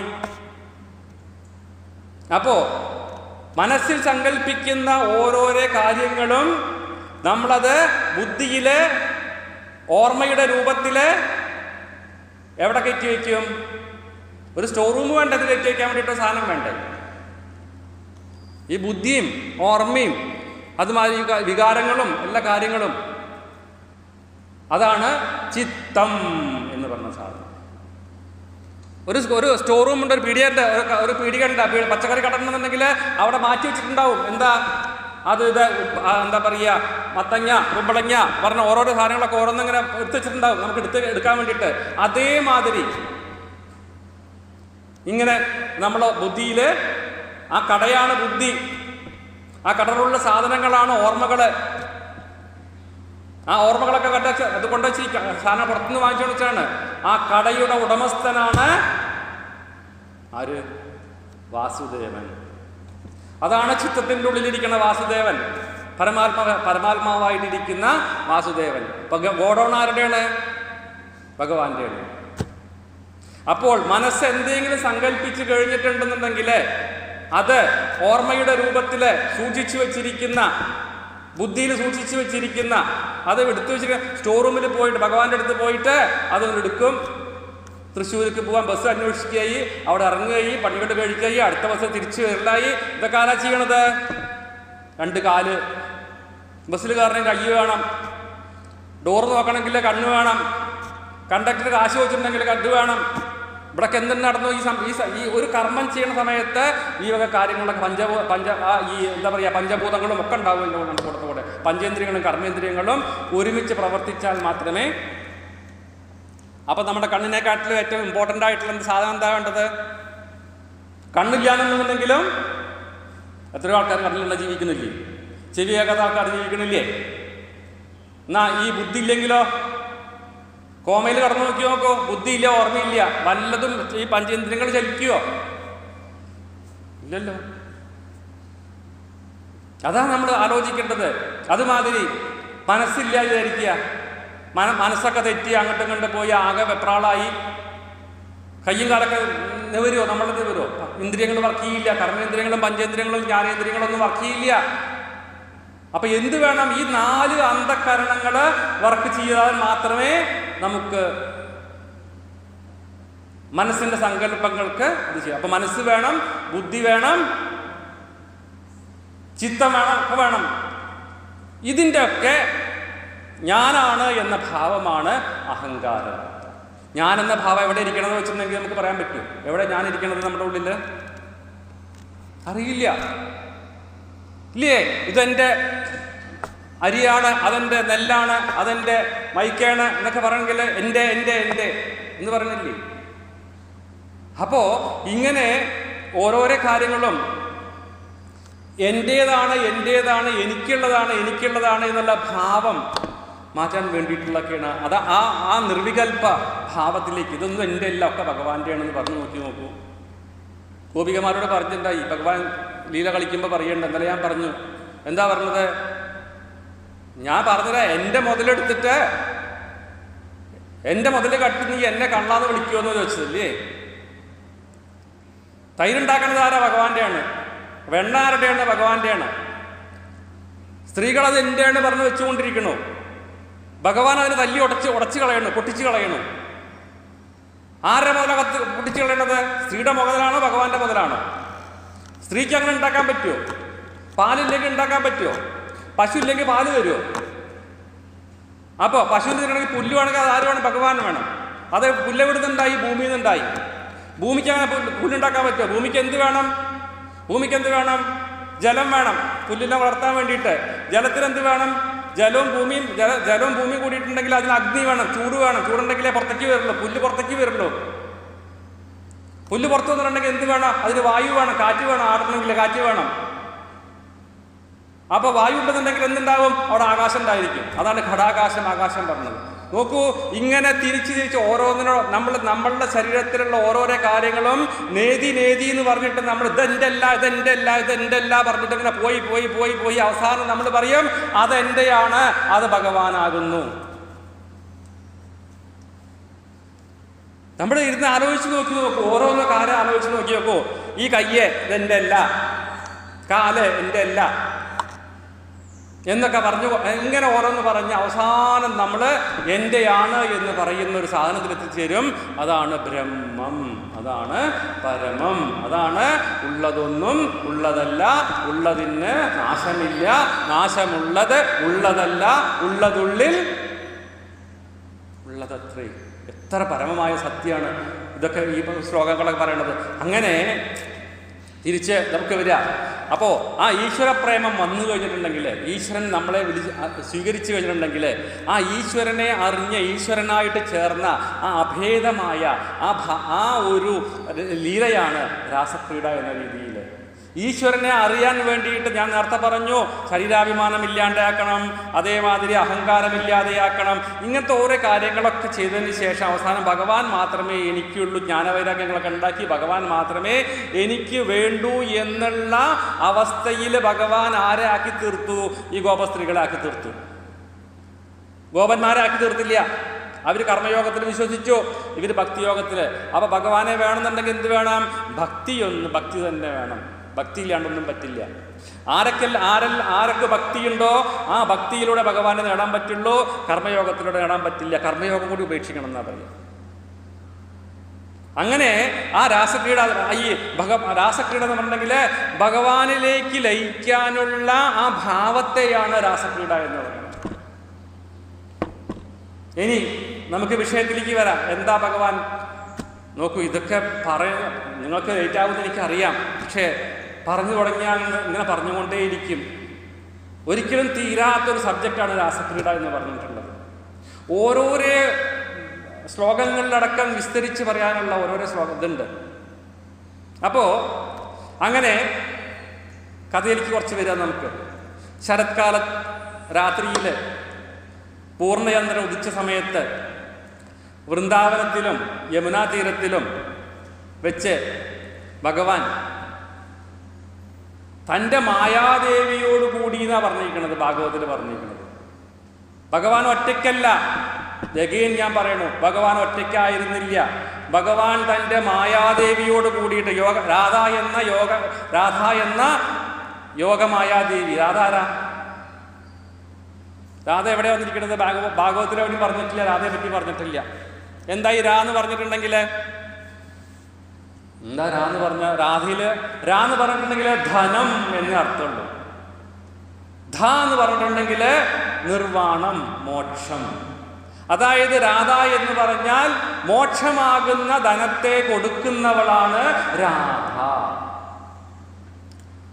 അതായത് കൃഷ്ണൻ ജീവനെ തന്നിലേക്ക് ആകർഷിപ്പിച്ച് രാധയെ കൊണ്ടാണ് മോക്ഷം കൊടുപ്പിക്കുന്നത്. അതാണ് ഭഗവാന് രാധാകൃഷ്ണൻ എന്ന പേരിട്ടിരിക്കുന്നത്. രാധാകൃഷ്ണൻ എന്ന് പറഞ്ഞ പേര് എവിടെയുള്ള കേട്ടിട്ടില്ലേ? ഭഗവാൻ രാധാകൃഷ്ണനാണ്, രാധയും കൃഷ്ണനാണ്. പരമാത്മാവും പരമേശ്വരിയുമാണ് രാധാകൃഷ്ണൻ പറയണത്. അപ്പോൾ രാധാകൃഷ്ണൻ എന്ന പേരുണ്ടാവാൻ കാരണം ആ രാധയോട് കൂടിയിട്ട്, ജീവനോടുകൂടി. രാധ പറഞ്ഞാൽ ജീവൻ, കൃഷ്ണൻ പരമാത്മാവും ജീവാത്മാവിൻ്റെയും ഒന്നിച്ചു ചേരുന്നതിനെയാണ് രാധാകൃഷ്ണൻ എന്ന പേര്. അങ്ങനെ ഭഗവാൻ മായാദേവിയോട് കൂടിയിട്ട് ദിവ്യലീല ചെയ്യാൻ തീരുമാനിച്ചു. ആ ഭഗവാൻ തൻ്റെ ബ്രഹ്മനാഥത്തെ വേണുവിലൂടെ പ്രവഹിച്ചപ്പോൾ ജീവനാകുന്ന ജീവനാകുന്ന ഗോപികളൊക്കെ നീക്കും, നമ്മളൊക്കെ നീക്കും. ഭഗവാന്റെ പാട്ടുകൾ ഭഗവാൻ വിളിച്ചു കഴിഞ്ഞെങ്കിൽ നമ്മളൊക്കെ നീക്കുന്ന പറയുന്നത്. എന്താണ്ടായത്? ആ നാദബ്രഹ്മം എങ്ങനെ പോയത്? അവർ ഓടി പറഞ്ഞതൊന്നുമല്ല. വായുവിലൂടെ കർണത്തിൽ നിന്ന് നമ്മളിപ്പോൾ നേരത്തെ പറഞ്ഞതിൻ്റെ അർത്ഥം ഇത്രയേ ഉള്ളൂ. നമ്മളിപ്പോൾ ഒരു ശബ്ദത്തിനെ സ്വീകരിക്കുന്നത് എങ്ങനെയാണ്? കർണത്തിൽ നിന്ന് മനസ്സിലും, മനസ്സിൽ നിന്ന് ബുദ്ധിയിലേക്കും, ബുദ്ധിയിൽ നിന്ന് ആത്മാവിലേക്കും ആഞ്ഞിറങ്ങിയപ്പോൾ ഗോപികൾക്കെല്ലാം മറന്നു. ഗോപികൾക്ക് വൃന്ദാവനത്തിക്കാൻ ഓടിപ്പോയി. നമ്മളൊരു ശബ്ദം കേൾക്കുന്നത് ഇങ്ങനെയല്ലേ കേൾക്കണത്? അതായത് ചെവിയിലൂടെ, കർണത്തിലൂടെ, ആ വായുവിലൂടെ വരുന്ന ശബ്ദം. അടുത്ത അമ്പലത്തിലൊരു ഒരു കതിരവടി പൊട്ടിയിട്ടുണ്ടെങ്കിൽ എങ്ങനെ കേൾക്കണത്? ആദ്യം ചെവി അതിനെ സ്വീകരിക്കും, ചെവി അത് മനസ്സിന് കൊടുക്കും, മനസ്സ് അവിടുത്തെ ബുദ്ധിയിലേക്ക് കൊടുക്കും. ബുദ്ധി പറയുന്നത് വെടിയാണ് എന്ന് പറയും. അപ്പം നമുക്ക് മനസ്സിലാവും ഇത് വെടിയാ പൊട്ടിയതെന്ന് മനസ്സിലാവും. ഇതൊക്കെയാണ് നമ്മൾ മനസ്സിലാക്കി വെക്കേണ്ടത്. നമ്മുടെ ശരീരത്തിലെ ഓരോരോ അംഗങ്ങളും ഓരോരോ എങ്ങനെയാണ് നമ്മുടെ മനസ്സ് ചലിക്കുന്നതൊക്കെ നമ്മൾ മനസ്സിലാക്കണം. അങ്ങനെ ഓരോരുത്തർ ഓടാൻ തുടങ്ങിയെന്നൊക്കെ പറഞ്ഞു. ചിലർ സ്നാനം ചെയ്യുന്നുണ്ട്, വൃന്ദാവനം സ്നാനം ചെയ്യായിരുന്നു. ആ സ്നാനം ചെയ്യുന്ന രൂപത്തിൽ തന്നെ ഭഗവാൻ വിളിച്ചപ്പോൾ ഓടിപ്പോയി. ചിലർ ഭക്ഷണം കഴിച്ചുകൊണ്ടിരിക്കുകയായിരുന്നു, കയ്യൊന്നും കഴുകാണ്ട് ഭഗവാൻ ഓടിപ്പോയി. ഭർത്താവിനെ കാല് ഒഴിഞ്ഞു കൊടുക്കുകയായിരുന്നുണ്ടായിരുന്നു, കാലിൽ അമർത്തിയിട്ട് ഓടിപ്പോയി. പിന്നെ ഓരോ ഗൃഹകൃത്യങ്ങൾ ചെയ്യുന്നുണ്ടായിരുന്നു, വീട്ടിലെ അടുക്കളയിൽ പണിയെടുക്കണം, അവരെ ഓടിപ്പോയി. ചിലവരുടെ പശുക്കളെ കിടക്കുകയായിരുന്നുണ്ടായിരുന്നത്, അവർ ഓടിപ്പോയി. പകുതി വസ്ത്രം എടുത്തു എന്ന് പറഞ്ഞു, ഓടിപ്പോയി. അങ്ങനെ വസ്ത്രം എടുക്കാതെ ഓടിപ്പോയി. അവരുടെ ഭർത്താക്കന്മാരും ആ പിതാക്കന്മാരും സഹോദരന്മാരൊക്കെ തടഞ്ഞു, അവർ നിന്നില്ല. ചിലരെ വീട്ടിൽ ബന്ധിച്ചു നിർത്തി. അവരൊക്കെ ഭഗവാൻ ആ ശരീരം ഉപേക്ഷിച്ചുകൊണ്ടാണ് മുക്തി കിട്ടിയെന്നാണ് പറഞ്ഞത്. ആരെല്ലാം പോകാൻ പറ്റിയില്ലേ അവർക്കൊക്കെ മുക്തി കിട്ടിയെന്നാണ് പറഞ്ഞത്. അങ്ങനെ ഭഗവാന്റെ ഈ ബ്രഹ്മനാഥം കേട്ടപ്പോൾ അവരുടെ കർമ്മങ്ങളൊക്കെ എല്ലാം അറ്റുപോയി. ഭഗവാന്റെ വിളി വന്നാൽ ആദ്യം ഭഗവാൻ എടുത്തു കളയും, ആ കർമ്മഫലങ്ങളൊക്കെ എടുത്തു കളയും. ഭഗവാൻ ആരെങ്കിലും സ്വീകരിച്ചിട്ടുണ്ടെന്നുണ്ടെങ്കിൽ, ആ ഭഗവാനിലേക്ക് മനസ്സ് വെച്ചിട്ടുണ്ടെങ്കിൽ ജീവന്റെ കർമ്മങ്ങൾ അവസാനിക്കുന്ന എന്നാണ് അർത്ഥം. നമ്മൾ ഭഗവാനെ വിളിച്ചിട്ടുണ്ടെങ്കിൽ നമ്മൾ അറിഞ്ഞോ അറിയാതെയോ തെറ്റ് എന്നൊക്കെ പറയുന്നത് തെറ്റാണ് കേട്ടോ. നമ്മൾ അറിഞ്ഞും കൊണ്ട് തന്നെ തെറ്റ് ചെയ്യണത്. നമ്മൾ അറിഞ്ഞോ അറിയാതെയോ എന്നൊക്കെ ഭഗവാന്റെ മുമ്പിൽ കള്ളത്തരം കാണിക്കാനാണ് പോണത്. ഇല്ലേ, നമ്മൾ അമ്പലത്തിൽ പോയി പ്രാർത്ഥിക്കില്ലേ, ഭഗവാനെ അറിഞ്ഞോ അറിയാതെയോ ഞാൻ എന്തെങ്കിലും തെറ്റ് ചെയ്തിട്ടുണ്ടെങ്കിൽ എനിക്ക് മാപ്പാക്കണേ എന്നൊക്കെ പറഞ്ഞ് പ്രാർത്ഥിക്കുന്നുണ്ട്. അറിയാതെ ആരാ തെറ്റ് ചെയ്യുക? ചിത്തത്തിൻ്റെ ഉള്ളിൽ ഭഗവാൻ വാസുദേവൻ ഇരിക്കുന്നിടത്തോളം കാലം നമ്മൾ ചെയ്യുന്ന ഓരോ പ്രവൃത്തിക്കും കണക്കുകളുണ്ട്. അവിടെ നിന്ന് എഴുതി വയ്ക്കും, നീ ഇന്ന് ചെയ്തത് തെറ്റ്, നീ ഇന്ന് മറ്റാളെ കുറ്റം പറഞ്ഞത് തെറ്റ്, ആ ചെവിയിലത് പറഞ്ഞത് തെറ്റ്. ഓരോരോ തെറ്റുകൾ ചെയ്യുമ്പോഴും മറ്റുള്ളവരെ പറ്റി കുറ്റം പറയുമ്പോഴും മറ്റുള്ളവർ പറയുന്ന കുറ്റം കേൾക്കുന്നതും ഒക്കെ തെറ്റാ.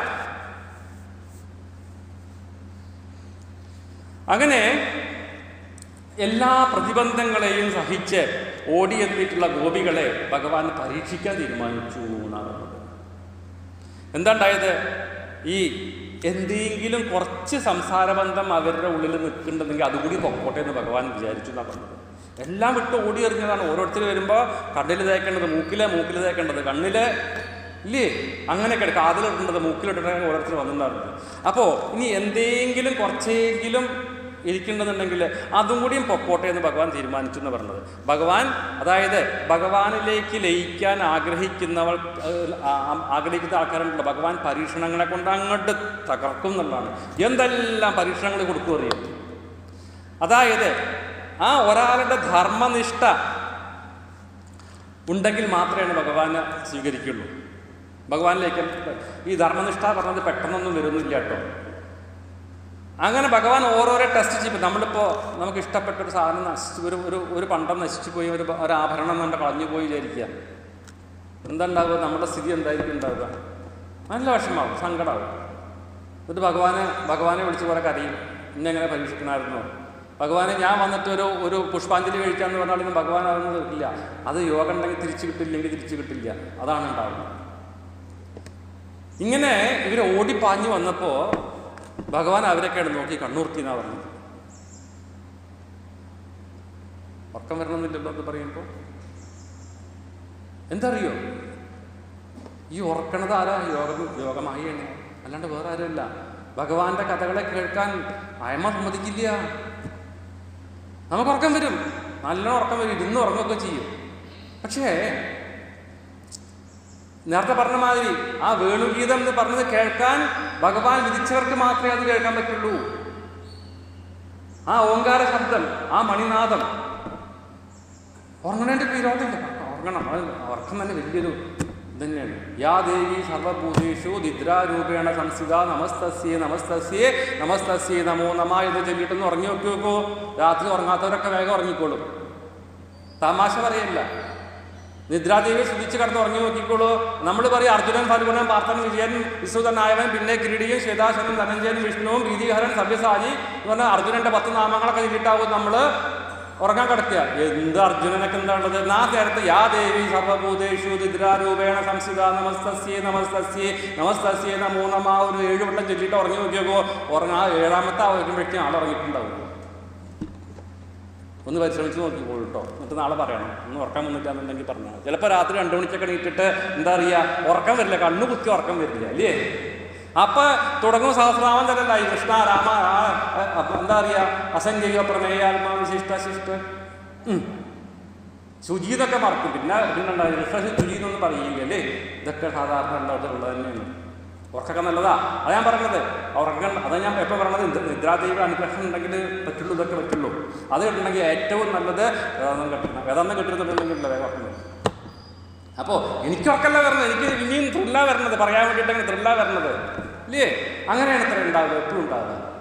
അപ്പോൾ ഭഗവാൻ അവരോട് ചീത്ത പറഞ്ഞു. എന്താ ചീത്ത പറഞ്ഞത്? പറഞ്ഞിട്ടുണ്ടെങ്കിൽ സ്ത്രീകളായ നിങ്ങളെന്തിനാ ഭർത്താവിൻ്റെ ഇതില്ലാണ്ട് ഇറങ്ങിപ്പോരാൻ പാടുമോ? എന്താ രാധ അങ്ങനെ ചെയ്ത് എന്താ ഓരോരുത്തർ പേരൊക്കെ പിടിച്ച് വെക്കാൻ ഇത്രേ അങ്ങനെ ചെയ്ത് ശരിയായോ?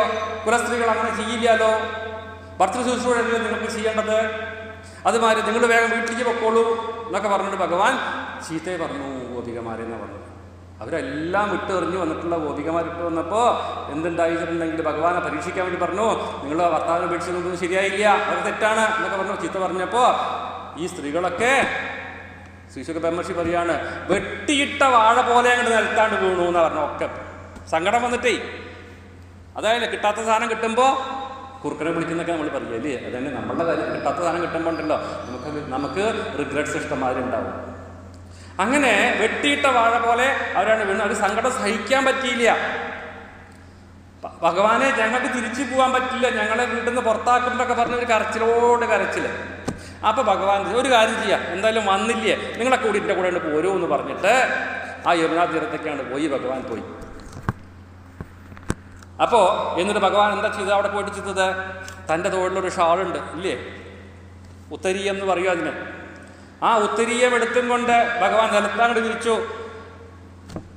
ഇതൊക്കെ ഭാഗവത്തിൽ പറയുന്നുണ്ട്. ഞാൻ ഒരു 10 പൈസയ്ക്ക് കൂട്ടിയിട്ടില്ല കേട്ടോ. അതൊക്കെ ഭഗവാൻ ആ ഉത്തരീയത്തിൽ ഭഗവാൻ കടത്തിയ കാര്യങ്ങളൊക്കെ പറയുന്നുണ്ട്. ഭഗവാൻ അവിടുന്ന് ഉത്തരീയത്തിലാണ്, മണലിലാണ് വിരിച്ചു. അവരുടെ കൂടെ ഇരുന്നു. തൻ്റെ ദർശന സ്പർശന ഭാഗ്യം കൊടുത്തു എന്നേ പറഞ്ഞിട്ടുള്ളൂ. ഭാഗവതത്തിൽ. ഡാൻസ് കളിച്ചതൊന്നും പറഞ്ഞിട്ടില്ല. ദർശന സ്പർശന ഭാഗ്യം. ഭഗവാനെ ഗുരുവായൂരപ്പനെ കാണാൻ നമുക്ക് ദർശനഭാഗ്യം കിട്ടി.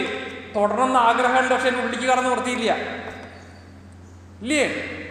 ഭഗവാനെ പോയി തുടരണം എന്നൊക്കെ ആഗ്രഹമൊക്കെ ഉണ്ടാവും, പക്ഷെ അത് നിർത്തിയില്ല.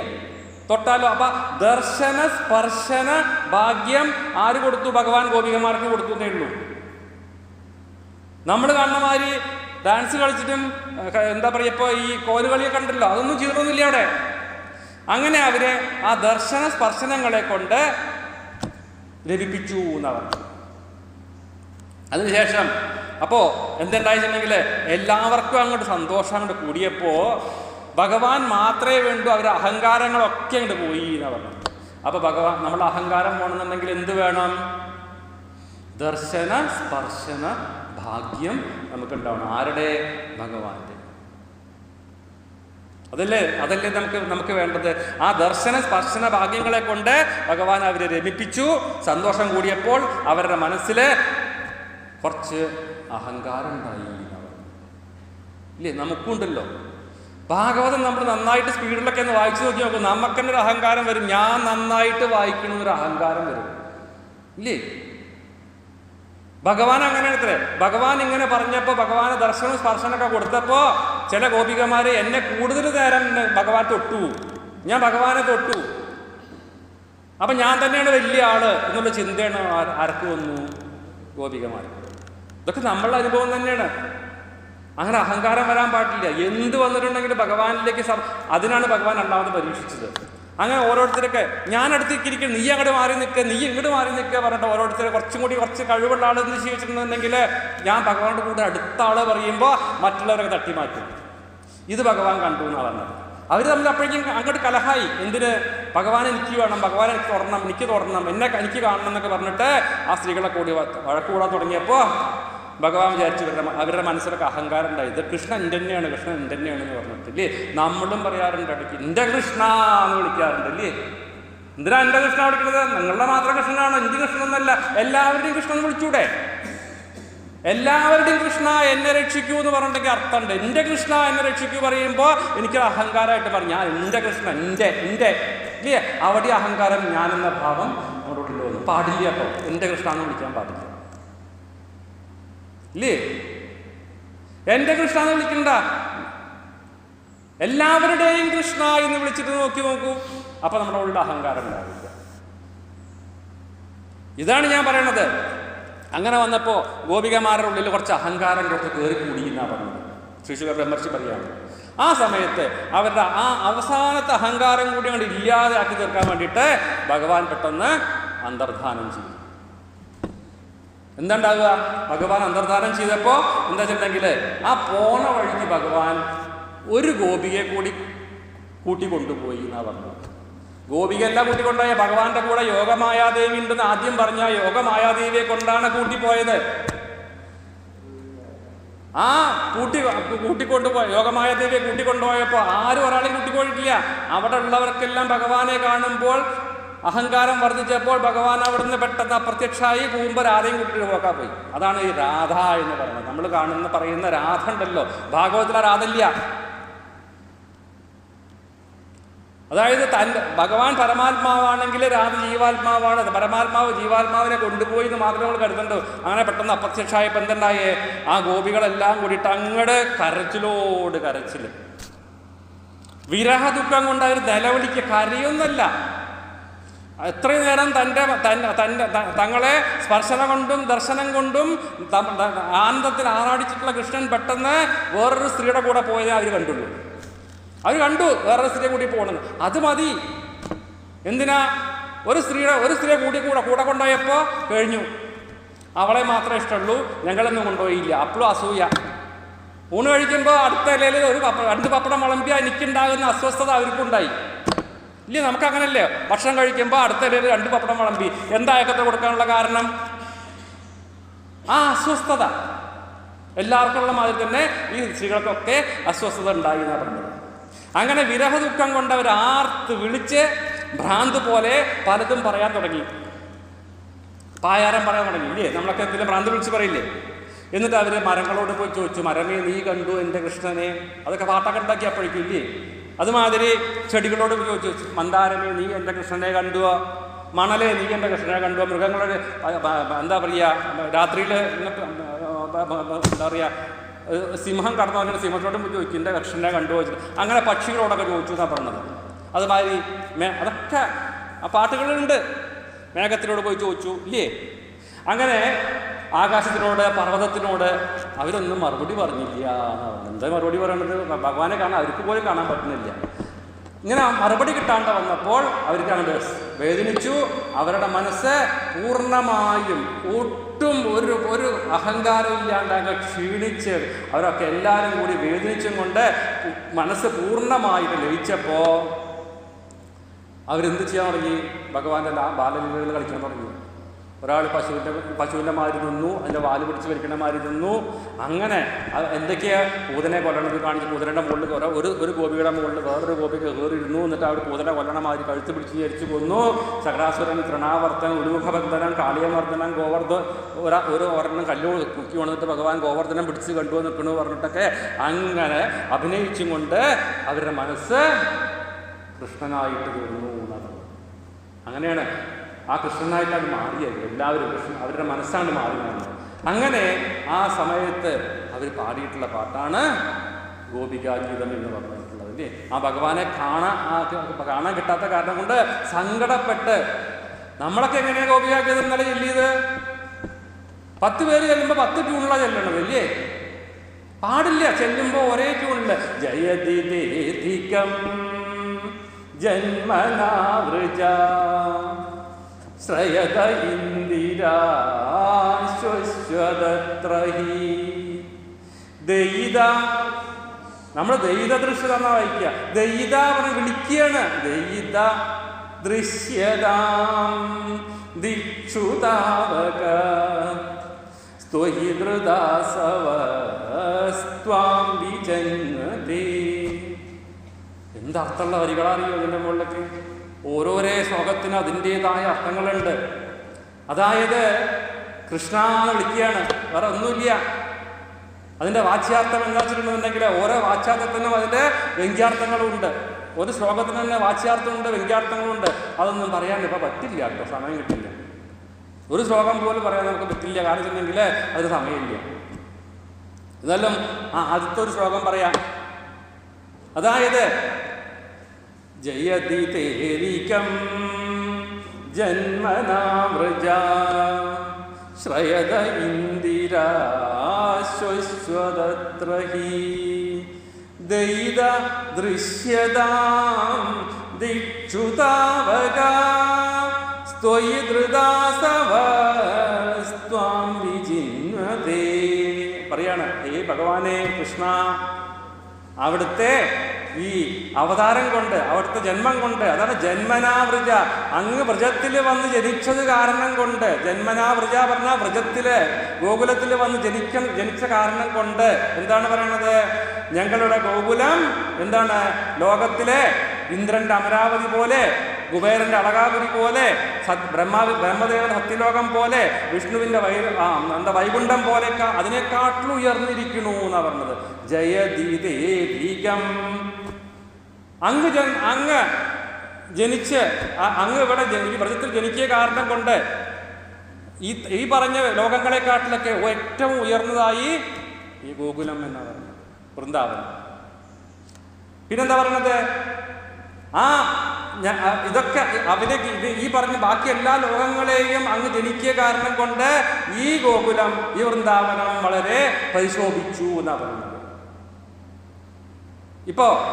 അവയൊന്നും ഇപ്പോൾ ഈ പറഞ്ഞ സ്വർഗം, അതുമാതിരി ബ്രഹ്മലോകം, സത്യലോകമൊന്നും ഞങ്ങൾക്ക് വലിയ ഇമ്പോർട്ടൻ്റ് ഒന്നും അല്ല എന്ന് പറഞ്ഞത്. ഇനി അവിടെ എന്താ? അതായത് ഇന്ദ്രനും ബ്രഹ്മാവും ആ വ്രജത്തെ തേടിയിട്ട് ഇങ്ങോട്ട് വരിക ചെയ്തത് വലിയ വത്സത്തെ ഇന്ദ്രനൊക്കെ ഇങ്ങോട്ട് കാണാൻ വേണ്ടി വരിക ചെയ്തത്. ഭഗവാനെ കാണാൻ അങ്ങോട്ട് പോയിട്ടില്ല. അപ്പോൾ ഞങ്ങൾക്ക് അവരെ കാണേണ്ട ആവശ്യമില്ല, സ്വർഗത്തിലൊന്നും പോകേണ്ട ആവശ്യമില്ല.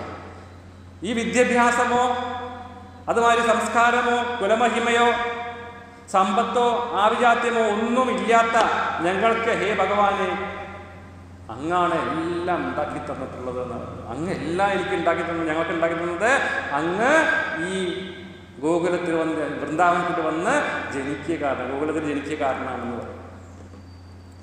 അങ്ങനെ അപ്പൊ പറയാണ് എന്താണ്? ദയിത, ദയുള്ള ഭഗവാനെ, ദയിത ദൃശ്യതാം ദിക്ഷു താവക സ്വയിധൃതാ സവസ്വാം വിജിന്വതേ. എന്താ പറഞ്ഞിട്ടുണ്ടെങ്കിൽ, ഹേ ഭഗവാനെ, അങ്ങ് ഞങ്ങളുടെ വീടുകളിൽ കയറി ഇറങ്ങുമ്പോൾ, അതാണ് ശ്രയത ഇന്ദിര, ഇന്ദിര പറഞ്ഞിട്ടുണ്ടെങ്കിൽ ലക്ഷ്മി ദേവി, അങ്ങ് ഞങ്ങളുടെ വീട് വ്രജത്തിൽ ഞങ്ങളുടെ വീടുകളിലൊക്കെ കയറി ഇറങ്ങുമ്പോൾ എന്താ ഉണ്ടാവണത്? ആ ലക്ഷ്മി ദേവി പോലും ഒരു ദാസിയെ പോലെ ഞങ്ങളെ സേവിക്കുന്നു എന്നാണ്. നോക്കൂ, ഭഗവാൻ ഓരോരോ ഗോപികമാരുടെ വീട്ടിലേക്ക് പോയിട്ട് ഈ പറഞ്ഞ കട്ടെടുക്കുമ്പോൾ അവിടെ ലക്ഷ്മി ദേവിക്ക് പോകാതിരിക്കാൻ പറ്റില്ല. ഭഗവാന്റെ കൂടെ എപ്പോഴും ഇരിക്കുന്ന ആളാണ് ലക്ഷ്മി ദേവി. ആ ലക്ഷ്മി ദേവി പോലും ഞങ്ങൾക്ക് വേണ്ടിയിട്ട് ദാസ്യപ്പണി ചെയ്യണു എന്നാണ് പറഞ്ഞത്. അതാണ് ശ്രയത ഇന്ദിര ശശ്വതഹി എന്ന് പറയുന്നത്. ഒരു ദാസിയെ പോലെ ഞങ്ങളെ സേവിക്കാൻ തുടങ്ങി. എൻ്റെ കൃഷ്ണനെ ഞങ്ങൾക്കൊന്ന് വിട്ടു തരുമോ എന്ന് ചോദിച്ചിട്ടുണ്ട്. അങ്ങനെ ഹേ ഭഗവാനെ കൃഷ്ണ, ആ ഭക്തകളുടെ കാരുണ്യമൂർത്തിയായിട്ടുള്ള ഹേ കണ്ണ എന്നാണ് വിളിച്ചത്.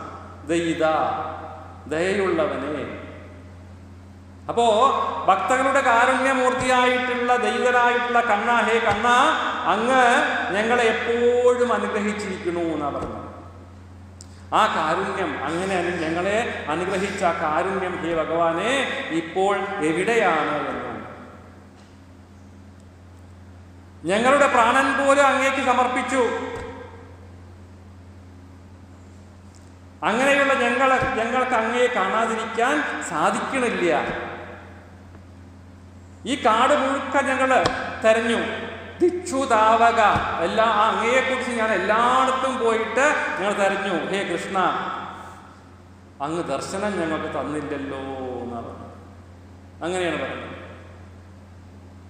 ഇതിൻ്റെ വ്യംഗ്യാർത്ഥം എന്ന് പറഞ്ഞിട്ടുണ്ടെങ്കിൽ അതും വളരെ ഗഹനമായിട്ടുള്ള താത്വികപരമായിട്ടുള്ള അർത്ഥങ്ങളാണ്. അതായത് ഈ ശരീരം എന്ന് പറയുന്നത് വാസ്തവത്തിൽ ഇല്ലാത്തതും ഉണ്ടെന്ന് തോന്നുന്നത് സമയത്ത് കേവലം ജഡമാണെന്നുള്ളതൊക്കെയാണ്. വേദാന്തം പറഞ്ഞാൽ നിങ്ങൾക്ക് ഇനി ഉറക്കം വരുള്ളൂ, വേണ്ട. ഇതിനെ, ഈ ഗോപികാഗീതത്തിനെ നമ്മുടെ ഗുരുനാഥൻ പുരുഷോത്തമാനന്ദ സ്വാമിജികൾ വളരെ ഗംഭീരമായിട്ട് നമുക്ക് ചൊല്ലിയിട്ട് പറഞ്ഞു തന്നിട്ടുണ്ട്, രചിച്ചിട്ടുണ്ട്. കല്യാണമൂർത്തിയ ശരീരമൗലി എന്നൊക്കെ പറഞ്ഞിട്ട് സ്വാമിജി, നമ്മുടെ ഗുരുനാഥനായിട്ടുള്ള സ്വാമിജി രചിച്ചിട്ടുണ്ട്. അത് നമുക്കൊന്ന് ചെല്ലാം. ശരണം ശ്രീകൃഷ്ണ കൃഷ്ണ ശരണം ശ്രീകൃഷ്ണ, ശരണം ശ്രീകൃഷ്ണ കൃഷ്ണ ശരണം ശ്രീകൃഷ്ണ, ശരണം ശ്രീകൃഷ്ണ കൃഷ്ണ ശരണം ശ്രീകൃഷ്ണ, ശരണം ശ്രീകൃഷ്ണ കൃഷ്ണ ശരണം ശ്രീകൃഷ്ണ. ചൊല്ലിക്കോളൂ. ശരണം ശ്രീകൃഷ്ണ കൃഷ്ണ ശരണം ശ്രീകൃഷ്ണ, ശരണം ശ്രീകൃഷ്ണ കൃഷ്ണ ശരണം ശ്രീകൃഷ്ണ, ശരണം ശ്രീകൃഷ്ണ കൃഷ്ണ ശരണം ശ്രീകൃഷ്ണ, ശരണം ശ്രീകൃഷ്ണ കൃഷ്ണ ശരണം ശ്രീകൃഷ്ണ. ജയതി ഗോകുലം നീ ജനിക്കയാൽ വ്രജവിളങ്ങിടുന്നത്ര ലക്ഷ്മിയും ഉയിരു തന്നിൽ വച്ചിങ്ങു തേടുമീ അടിമകൾക്കു നാഗണേ ഭവാൻ. ശരണം ശ്രീകൃഷ്ണ കൃഷ്ണ ശരണം ശ്രീകൃഷ്ണ, ശരണം. പതുക്കെ ചെല്ലും, ഞാൻ ചെല്ലുമ്പോൾ പതുക്കെ ചെല്ലും. എനിക്ക് തെറ്റുള്ളൂ. ഞാൻ ചെല്ലുമ്പോൾ നിങ്ങൾ പതുക്കെ ചെല്ലുക, മനസ്സിൽ ചെല്ലിയാൽ മതി. ചെല്ലുമ്പോൾ എനിക്ക് തെറ്റുള്ളൂ. ശരണം ശ്രീകൃഷ്ണ കൃഷ്ണ ശരണം ശ്രീകൃഷ്ണ, ശരണം ശ്രീകൃഷ്ണ കൃഷ്ണ ശരണം ശ്രീകൃഷ്ണ, ശരണം ശ്രീകൃഷ്ണ കൃഷ്ണ ശരണം ശ്രീകൃഷ്ണ, ശരണം ശ്രീകൃഷ്ണ കൃഷ്ണ ശരണം ശ്രീകൃഷ്ണ. അരുണശാരദ താരൊളിച്ചിടും മിഴികൾ കൊണ്ടു കൊല്ലാതെ ദൈവമേ സുരതനാഥനിൻ മൂല്യമറ്റൊരീ അടിമകൾക്കു കാണാഗണി ഭവാൻ. ചൊല്ലിക്കോളൂ. ശരണം ശ്രീകൃഷ്ണ കൃഷ്ണ ശരണം ശ്രീകൃഷ്ണ ശരണം ശ്രീകൃഷ്ണ കൃഷ്ണ ശരണം ശ്രീകൃഷ്ണ ശരണം ശ്രീകൃഷ്ണ കൃഷ്ണ ശരണം ശ്രീകൃഷ്ണ ശരണം ശ്രീകൃഷ്ണ കൃഷ്ണ ശരണം ശ്രീകൃഷ്ണ. വിഷജലം പെരും പാമ്പു കാളവൻ മഴമരുത്തിടി തീവറ്റയെ വൃഷതടത്തുനി കാത്തു നിന്നുമീ അടിമകൾക്കു കാണാഗണി ഭവാൻ. ശരണം ശ്രീകൃഷ്ണ കൃഷ്ണ ശരണം ശ്രീകൃഷ്ണ ശരണം ശ്രീകൃഷ്ണ കൃഷ്ണ ശരണം ശ്രീകൃഷ്ണ ശരണം ശ്രീകൃഷ്ണ ശരണം ശ്രീകൃഷ്ണ ശരണം ശ്രീകൃഷ്ണ ശരണം ശ്രീകൃഷ്ണ.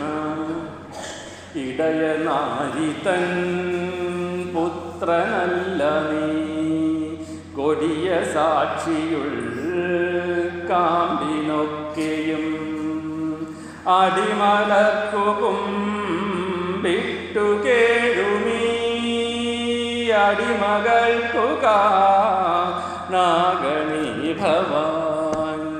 ശരണം ശരണം ശ്രീകൃഷ്ണ. ചെല്ലിക്കോളൂ. മൈക്കൊക്കെ ഓൺ ചെയ്ത് ചെല്ലാം. മൈക്കൊക്കെ ഓൺ ചെയ്ത് ചെല്ലിക്കോളൂ പറയുക. കിട്ടുന്ന ചാൻസ് കളയണ്ട. ഭഗവാനെ വിളിക്കാൻ എന്താ മടി നിങ്ങൾക്കൊക്കെ. ശരണം ശ്രീകൃഷ്ണ ശരണം ശ്രീകൃഷ്ണ ശരണം ശ്രീകൃഷ്ണ ശരണം ശ്രീകൃഷ്ണ. നളിന സംഭവൻ തൻ്റപേക്ഷയാ നലമൊടൊക്കെയും കാത്തുകൊള്ളുവാൻ കലിത യാദവ കാരനായ നീ അടിമകൾക്കു കാണാഗണി ഭവാൻ. ശരണം ശ്രീകൃഷ്ണ ശരണം ശ്രീകൃഷ്ണ ശരണം ശ്രീകൃഷ്ണ ശരണം ശ്രീകൃഷ്ണ ശരണം ശ്രീകൃഷ്ണ ശരണം ശ്രീകൃഷ്ണ ശരണം ശ്രീകൃഷ്ണ ശരണം ശ്രീകൃഷ്ണ. പെരുകുമാർത്തി തീർത്തിടുമിന്ദിര കരമണഞ്ഞിടും നിൻ കരാംബുജം ശിരസി കാന്തതൻ നിന്നു മൻപിലി അടിമകൾക്കു കാണാഗണി ഭവാൻ. ശരണം ശ്രീ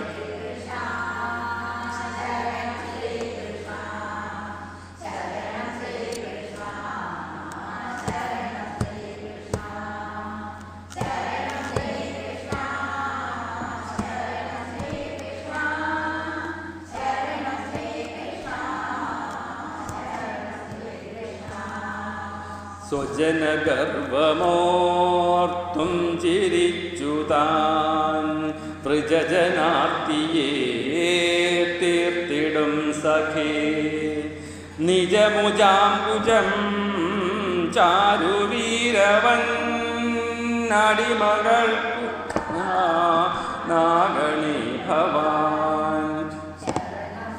കൃഷ്ണ ശരണം ശ്രീകൃഷ്ണ ശരണം ശ്രീകൃഷ്ണ ശരണം ശ്രീകൃഷ്ണ ശരണം ശ്രീകൃഷ്ണ ശരണം ശ്രീകൃഷ്ണ ശരണം ശ്രീകൃഷ്ണ ശരണം ശ്രീകൃഷ്ണ. ഫണിഫണങ്ങളിൽ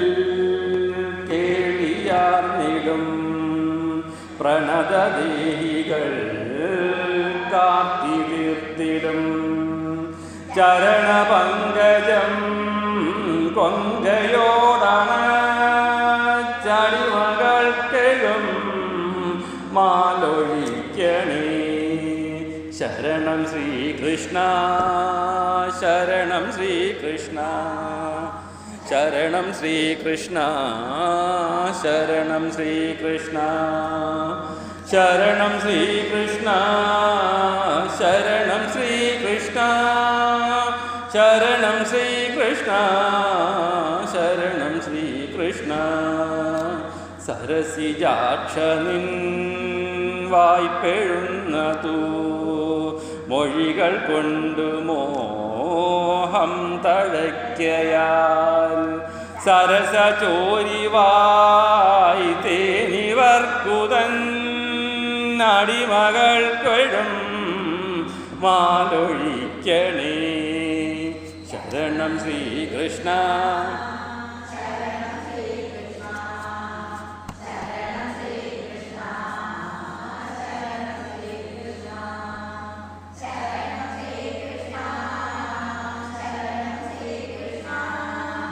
ശരണം ശ്രീകൃഷ്ണ ശരണം ശ്രീകൃഷ്ണ.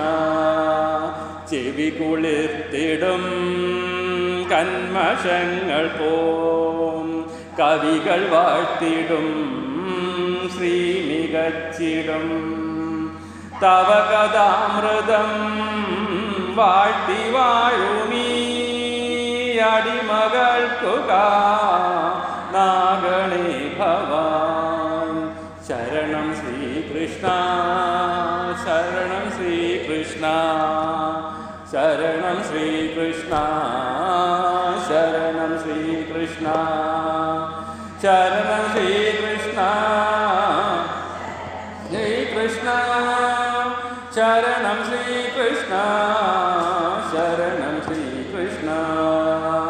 ഉടമയോടു നിൻ കാലികൾക്കു പിമ്പടവി തേടിടും ശ്രീയിരുന്നിടം വടുപൊഴുന്നടി താരുമാർവിലി അടിമകൾക്കു കാണാകളി. ശരണം ശ്രീകൃഷ്ണ ശരണം ശ്രീകൃഷ്ണ ശരണം ശ്രീകൃഷ്ണ ശരണം ശ്രീകൃഷ്ണ ശരണം ശ്രീകൃഷ്ണ ശരണം ശ്രീകൃഷ്ണ ശരണം ശ്രീകൃഷ്ണ ശരണം ശ്രീകൃഷ്ണ. അടവിയിങ്കൽ നിൻ കാലിലേച്ചിടും അടിമലർക്കു പുല്ലിൻ കൊടികളാൽ വടുവു തേടുമെന്നാർത്തി തേടുമീ അടിമകൾക്കു കാണാകണേ ഭവാൻ. ശരണം ശ്രീകൃഷ്ണ ശരണം ശ്രീകൃഷ്ണ ശരണം ശ്രീകൃഷ്ണ ശരണം ശ്രീകൃഷ്ണ ശരണം ശ്രീകൃഷ്ണ ശരണം ശ്രീകൃഷ്ണ ശരണം ശ്രീകൃഷ്ണ ശരണം ശ്രീകൃഷ്ണ. കുടില കുന്തളം ചൂഴുമന്തിയിൽ പൊടിയണിഞ്ഞ നിൻ വസ്ത്രപങ്കജം വടിവോടത്ര കണ്ടാശ ചീർക്കുമീ അടിമകൾക്കു കാണാകണേ ഭവാൻ. ശരണം ശ്രീകൃഷ്ണ ശരണം ശ്രീകൃഷ്ണ ശരണം ശ്രീകൃഷ്ണ ശരണം ശ്രീകൃഷ്ണ ശരണം ശ്രീകൃഷ്ണ ശരണം ശ്രീകൃഷ്ണ ശരണം ശ്രീകൃഷ്ണ ശരണം ശ്രീകൃഷ്ണ. പണിയുവോർക്കഭീഷ്ടങ്ങളെ ഇടും കണവനിൻകഴൽ ചാരുപങ്കജം അണികുജങ്ങളിൽ ചേർത്തു പുൽകിടാനടിമകൾക്കു നാഗണി ഭവാൻ. ശരണം ശ്രീകൃഷ്ണ ശരണം ശ്രീകൃഷ്ണ ശരണം ശ്രീകൃഷ്ണ ശരണം ശ്രീകൃഷ്ണ ശരണം ശ്രീകൃഷ്ണ ശരണം ശ്രീകൃഷ്ണ ശരണം ശ്രീകൃഷ്ണ ശരണം ശ്രീകൃഷ്ണ. ധരണിഭൂഷിതം ബ്രഹ്മപൂജിതം ശരണമാക്കുമത്യന്തമംഗളം. ചരണതാരണി കൊങ്കയിങ്കലീന്നടിമകൾക്കു ആചാർത്തി തീർക്കണേ. ശ്രീകൃഷ്ണ ശരണം ശ്രീകൃഷ്ണ ശരണം ശ്രീകൃഷ്ണ ശരണം ശ്രീകൃഷ്ണ ശരണം ശ്രീകൃഷ്ണ ശരണം ശ്രീകൃഷ്ണ ശരണം ശ്രീകൃഷ്ണ ശരണം ശ്രീകൃഷ്ണ. ഹൃദി വളർത്തി മറ്റാർത്തി തീർത്തിടും മതിയിൽ മറ്റു രാഗങ്ങൾ മായ്ച്ചിടും. മുരളിയൂതുമാ ചാരു ചോരിവായടിമകൾക്കു നീ വീര നൽകണേ. ശരണം ശ്രീകൃഷ്ണ ശരണം ശ്രീകൃഷ്ണ ശരണം ശ്രീകൃഷ്ണ ശരണം ശ്രീകൃഷ്ണ ശരണം ശ്രീകൃഷ്ണ ശരണം ശ്രീകൃഷ്ണ ശരണം ശ്രീകൃഷ്ണ ശരണം ശ്രീകൃഷ്ണ. പകൽ വനത്തിൽ നീ ഞങ്ങളെ പിരിഞ്ഞകലയാകയാൽ ഖിന്നരായി തുലോം. നിമിഷവും യുഗം പോലുമീ അടിമകൾക്കു നാഗണി ഭവാൻ. ശരണം ശ്രീകൃഷ്ണ ശരണം ശ്രീകൃഷ്ണ ശരണം ശ്രീകൃഷ്ണ ശ്രീകൃഷ്ണ ശരണം ശ്രീകൃഷ്ണ ശരണം ശ്രീകൃഷ്ണ ശരണം ശ്രീകൃഷ്ണ ശരണം ശ്രീകൃഷ്ണ. ചുരുളുമോ മന കൂന്തൽ ചിന്നിടും തിരുമുഖാംബുജം കാണുവോർക്കഹോ. അരനിമിഷത്രന്നു നന്നുമീ അടിമകൾക്കു നാഗണി ഭവാൻ. ശരണം ശ്രീകൃഷ്ണ ശരണം ശ്രീകൃഷ്ണ ശരണം ശ്രീകൃഷ്ണ ശരണം ശ്രീകൃഷ്ണ ശരണം ശ്രീകൃഷ്ണ ശരണം ശ്രീകൃഷ്ണ ശരണം ശ്രീകൃഷ്ണ ശരണം ശ്രീകൃഷ്ണ. പതിസുതാദിയേയും മറുത്തു നിൻ ഗതിയറിഞ്ഞു സംഗീത ഭംഗിയിൽ മതിമറന്നു വന്നിങ്ങു കേഴുമീ അടിമകൾക്കു നാഗണി ഭവാൻ. ശരണം ശ്രീകൃഷ്ണ ശരണം ശ്രീകൃഷ്ണ ശരണം ശ്രീകൃഷ്ണ ശരണം ശ്രീകൃഷ്ണ ശരണം ശ്രീകൃഷ്ണ ശരണം ശ്രീകൃഷ്ണ ശരണം ശ്രീകൃഷ്ണ ശരണം ശ്രീകൃഷ്ണ. അതനു ബാണമേറ്റന്തികേ വരും സുതനു വേപ്പുമാൻ തള്ളുമോ നിശി. അതിനു ദൂർത്തനാം നീയൊഴിഞ്ഞിതാ അടിമകൾക്കു നാഗണി ശരണം ശ്രീകൃഷ്ണ ശരണം ശ്രീകൃഷ്ണ ശരണം ശ്രീകൃഷ്ണ ശരണം ശ്രീകൃഷ്ണ ശരണം ശ്രീകൃഷ്ണ ശരണം ശ്രീകൃഷ്ണ ശരണം ശ്രീകൃഷ്ണ ശരണം ശ്രീകൃഷ്ണ ശരണം ശ്രീകൃഷ്ണ ശരണം ശ്രീകൃഷ്ണ ശരണം ശ്രീകൃഷ്ണ. ഇങ്ങനെ പാടിയിട്ട് ആ ശ്രീശുഖബ്രഹ്മർഷി പറയുകയാണ്, ഈ പരീക്ഷിത് മഹാരാജാവേ, ആ കൃഷ്ണവിരഹം കൊണ്ട് ആ കഷ്ടപ്പെടുന്ന ഗോപികള് കല്ലുപോലും അലിയുന്ന ഭാഷയിലും സ്വരത്തിലും ഉച്ചത്തില് പാടുകയല്ല ഉണ്ടായത്, നിലവിളിക്കുകയാണ് ഉണ്ടായത് എന്നാണ് പറയുന്നത്. ശ്രീശുഖബ്രഹ്മർഷി പറഞ്ഞു കൊടുക്കുകയാണ്. അതായത് കരയാൻ കണ്ണീരും നിലവിളിക്കാൻ ശബ്ദവുമില്ലാതെ അവസാനം എല്ലാവരും തന്നെത്താനെ മറന്നുകൊണ്ട് മോഹാത്സ്യപ്പെട്ടുകൊണ്ട് ആ ഗംഗാതീരത്ത് അങ്ങോട്ട് എല്ലാവരും അങ്ങോട്ട് വീണു, അങ്ങോട്ട് ഉറങ്ങിപ്പോയി എന്നാ പറഞ്ഞത്. എല്ലാവരും ഒന്നും അവർക്ക് അറിയില്ല. ആ സമയത്ത് ഭഗവാൻ അവിടെ മഞ്ഞപ്പട്ടെടുത്തിട്ട് സർവാലങ്കാര ഭൂഷിതനായിട്ട് പുഞ്ചിരിയോടുകൂടി പ്രത്യക്ഷപ്പെട്ടു. സാക്ഷാൽ മന്മഥനായിട്ട് ആ സുന്ദര രൂപത്തിൽ ഭഗവാൻ അവിടെ അങ്ങോട്ട് പ്രത്യക്ഷപ്പെടാനുണ്ടായത്. അങ്ങനെ ആ ഭഗവാനെ കണ്ട ഉടനെ അവർ ചാടി അങ്ങോട്ട് എഴുന്നേറ്റ് തിരക്കി ആ ഭഗവാനെ അങ്ങോട്ട് പൊതിഞ്ഞ് അവർ പലതും പറഞ്ഞുകൊണ്ട് പുലമ്പിം കൊണ്ട് നിന്നു. നൃത്തമാടി, പാട്ടുപാടി, മണലെറിഞ്ഞ് കളിച്ചു, മണലിൽ ഉരുണ്ട് കളിച്ചു. അങ്ങനെ ഈ രംഗം കണ്ടുകൊണ്ട് ഈ പരീക്ഷിത് മഹാരാജാവേ, ഋഷിമാര് പോലും ആശ്ചര്യപ്പെട്ടു പോയി എന്നാണ് ശ്രീശുഖബ്രഹ്മർഷി പരീക്ഷിത് മഹാരാജാവിനെ പറയണത്.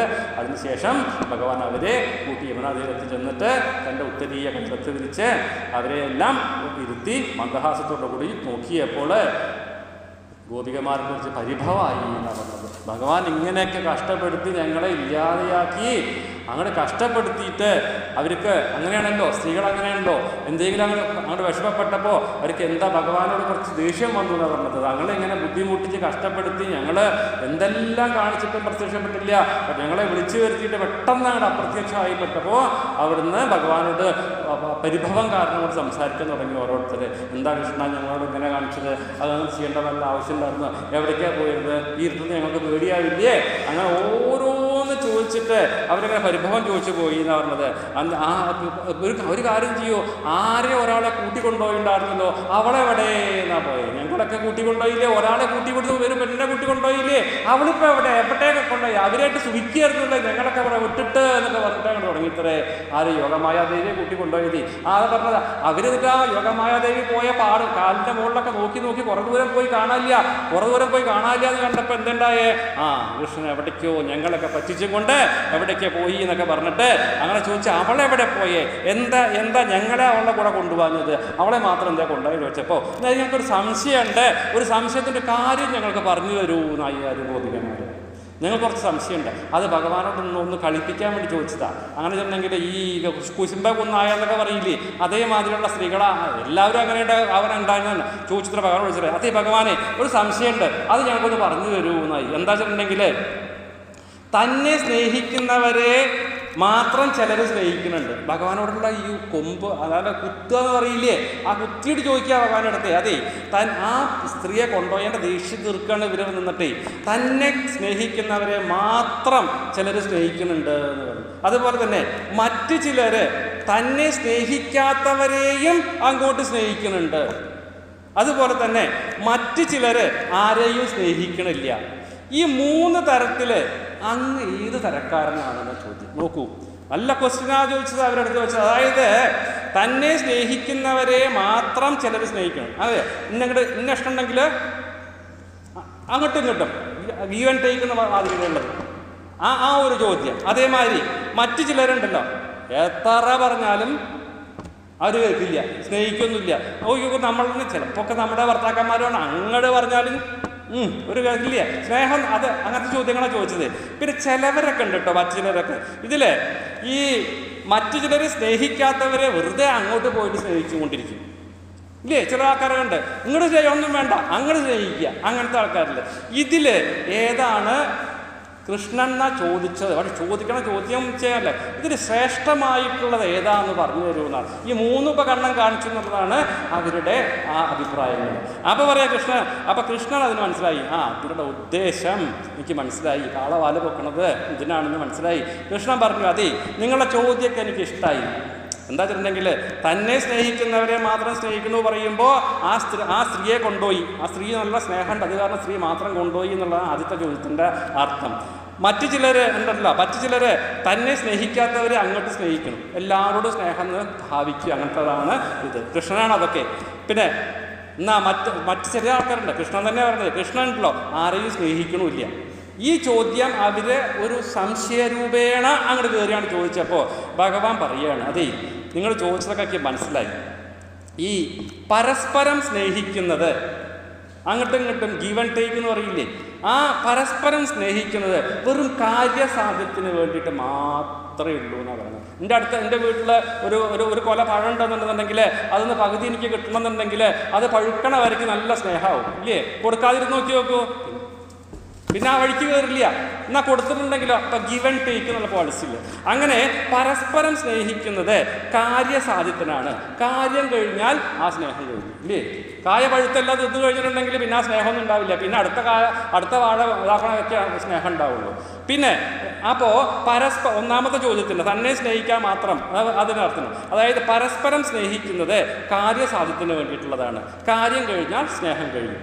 അങ്ങനത്തെ ഒരു കൂട്ടുകൂടരുത്. പിന്നെ തന്നെ സ്നേഹിക്കാത്തവരെ, തന്നെ ഇങ്ങോട്ട് സ്നേഹിക്കാത്തവരെ അങ്ങോട്ട് സ്നേഹിക്കുന്നത് എങ്ങനെയാണോ ഒരു അച്ഛൻ മകനെ എന്ന പോലെയാണ് ഉണ്ടാവുക എന്ന് പറയുന്നത്. ഒരച്ഛൻ എങ്ങനെയാണോ മകനെ സ്നേഹിക്കുന്നത് അതുപോലെയാണ് തന്നെ സ്നേഹിക്കാത്തവരെ അങ്ങോട്ട് സ്നേഹിക്കുന്നത്. മക്കൾക്ക് അച്ഛനോട് സ്നേഹമൊന്നും ഉണ്ടായില്ലെങ്കിലും അച്ഛൻ എപ്പോഴും അങ്ങോട്ട് സ്നേഹം ഉണ്ടാവും എന്നാണ് പറയുന്നത്. അങ്ങനെയാണ് ഇത്ര. പിന്നെ അടുത്ത ഗ്രൂപ്പുണ്ട്, ഇങ്ങോട്ട് സ്നേഹിക്കുന്നവരെയും അങ്ങോട്ട് സ്നേഹിക്കണില്ല എന്ന് പറഞ്ഞിട്ട്. അങ്ങനെ അതാണ് ചോദ്യം. ഇങ്ങോട്ട് സ്നേഹിക്കുന്നത് അങ്ങോട്ട് സ്നേഹിക്കില്ല എന്നവരുടെ ഒന്നുകിൽ അവർ പരമഹംസന്മാരാകും, പരമജ്ഞാനികളാവും, അല്ലെങ്കിലോ നന്ദിയില്ലാത്ത കൃതജ്ഞന്മാരാകും എന്നാണ് പറഞ്ഞത്. അതായത് ഒന്നുകിൽ അവർ എല്ലാം ബ്രഹ്മം ഒന്നും അറിയാത്ത മാതിരി അങ്ങോട്ടും സ്നേഹിക്കണില്ല, അങ്ങോട്ടും സ്നേഹിക്കണില്ല. എത്ര ഇങ്ങോട്ട് സ്നേഹിക്കുന്നത് അങ്ങോട്ട് സ്നേഹിക്കില്ല പറഞ്ഞിട്ടുണ്ടെങ്കിൽ അവരൊക്കെ പരബ്രഹ്മായി, നമ്മളൊക്കെ പറയാറില്ലേ, ഒക്കെ പരബ്രഹ്മമാതിരി ഇരുന്നോളൂ എന്ന് പറയില്ലേ, അതേമാതിരി. അല്ലെങ്കിലോ ഒരു നാണമില്ലാത്ത മനുഷ്യനാവും ഉണ്ടാവുക. അങ്ങനെയുണ്ട്.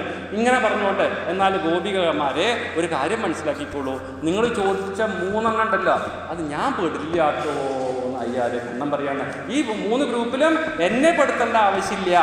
നിങ്ങൾക്ക് എന്നിൽ ആ പരിപൂർണ പ്രേമത്തിൻ്റെ ദൃഢത ഉണ്ടാക്കാൻ വേണ്ടിയിട്ടാണ് ഞാൻ മറന്നു പോയത്. അല്ലാണ്ട് ഞാൻ നിങ്ങളെ ഉപേക്ഷിച്ച് പോയതെന്നല്ല. നിങ്ങൾക്ക് എത്രത്തോളം എന്നോട് സ്നേഹമുണ്ടോ ആ സ്നേഹത്തിൻ്റെ പ്രഭാവത്തെ ഒന്നുകൂടി അരക്കിട്ട് ഉറപ്പിക്കാൻ വേണ്ടിയിട്ടാണ് ഞാൻ ഇവിടുന്ന് മറിഞ്ഞു പോയത് എന്ന് പറയാണ്.